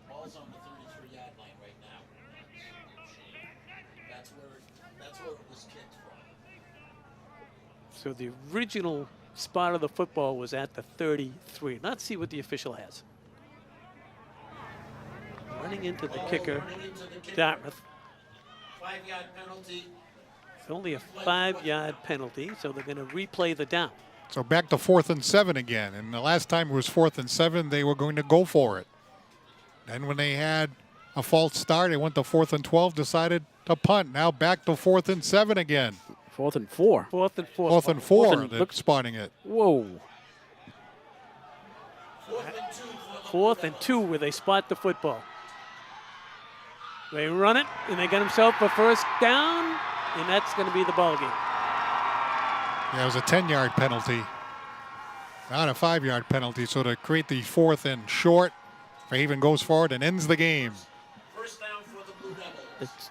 It's unfortunate that you make that call at this point in the game. It was coming down to a wire. Both teams have played really, really good football in the second half, and it's just unfortunate that a referee can make or break a kid's senior year or a great game to a great ending to a game. Just unfortunate. Yeah, because you wanted to see Dartmouth get the ball and see whether or not they could come down the field and win it. Would it be Fairhaven's defense that decides the game, or does Dartmouth's offense come up with a big play at the end, and that's all nullified? Yeah, I mean, anything could have happened, and it's just unfortunate that, you know, it's kind of been the way of this game, and sad to see. So for the 3rd year in a row, the game is decided by 1 score. The clock has run out here at the stadium. And Fairhaven holds on to a 21-14 win. Ben Smith, you down there? Yep, I'm down there. Well, great game overall. A little bit of penalties here and there. Kind of shot themselves in the foot a little bit. But, you know, great game from offense, from Dartmouth as well. Great season overall. I mean, Fairhaven, they go off to the Super Bowl. Good luck to them. And they're off to bigger and better once they come off after this game. Back to you guys. Thank you very much, Ben. Thank you for being our sideline reporter. This was quite a ball game, and from all of us at Dartmouth Community Media, we wish Fairhaven High School the very, very best next week in their Super Bowl game, and we hope they bring back the championship to the South Coast. But this ball game had ups and downs and sideways and just about everything, personal fouls, questionable calls by the referees on both sides. Sophomore quarterback for Fairhaven coming in, doing a heck of a job. Indians almost pulling it out at the end. They throw an interception. I think we had it all, Andrew, in this one. Yeah, it was an exciting game. You know, both teams have been kind of the powerhouse of the South Coast, so it's nice to see Fairhaven going on to play in the Super Bowl. Exciting game, came down to the kind of last 5 minutes of this game seemed like they took forever, but Fairhaven's a well-oiled machine right now. Enjoy the run. You know, the Dartmouth had a good run with their athletes for a number of years, so it's nice to see Fairhaven kind of taking the reins and making a run here at the Super Bowls. So kudos to them. Great game. Well coached. The second half was much better than the first half, playing-wise and kind of locking it up. So the it's a nice rivalry on Thanksgiving Day game, and it's great to be part of it. Paul, your final thoughts? Well, an interesting game, as you said. It was a Jackson Pond 35-yard touchdown run, third play from scrimmage, which gave Fairhaven a 7-0 lead. And then Dartmouth came back, and Aiden Gendron a 1-yard touchdown run. That tied it at 7. Then Evan LeMontagne a 1-yard touchdown run to make it 14-7. Then in the third quarter, the play of the game for Dartmouth, trailing 14-7. Well, Parlin went in there quarterback, passed it on a lateral over to Aiden Gendron, who just threw a 58-yard bomb to Jace Alfonso, who pulled that baby in and tied the game at 14. But then in the fourth quarter, the Indians were coming down, and Fairhaven ended up scoring. There was a 23-yard touchdown run by Ian Alexione, and the Tristan DiMedeiros extra point to make it 21-14. And then the Indians were coming down. Big interception by Jackson Williams. As the Indians were coming down the field, 2 big passes to Parlin and Alfonso. But Jackson Williams with that big interception kind of closed the door on Dartmouth. A couple of fumble recoveries by Dartmouth. One in the first quarter by Tom Palatroni after a big hit by Quinn. And then another fumble recovery by Phelan Rothwell Packard in the game. So we saw fumble recoveries, we saw turnovers, we saw an interception. But it really would have been nice to see if Dartmouth could have got that ball back one last time. But unfortunately, that call really hurt them, and Fairhaven ends up winning 21-14. Well, it was a heck of a game. We hope you folks in Fairhaven enjoyed it, and the folks tuning in on YouTube across the United States and the world. From Dartmouth Community Media, we wish everyone a very happy Thanksgiving to your family and friends. And we root like heck for the Blue Devils next week. We hope they bring the championship back to the South Coast. So that'll do it here from the stadium. The final score, Fairhaven High School 21, Dartmouth High School 14. For my broadcast partners, Paul Santos and Andrew Thompson, I'm Jim Thompson. Until next time, so long, everybody.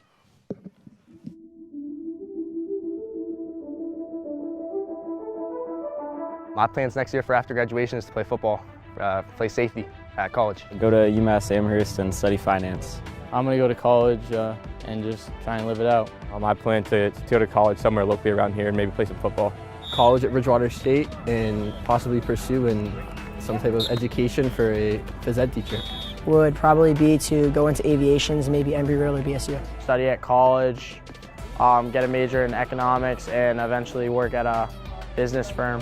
College and own my own construction business. Go right into the workforce, try to make as much money as possible.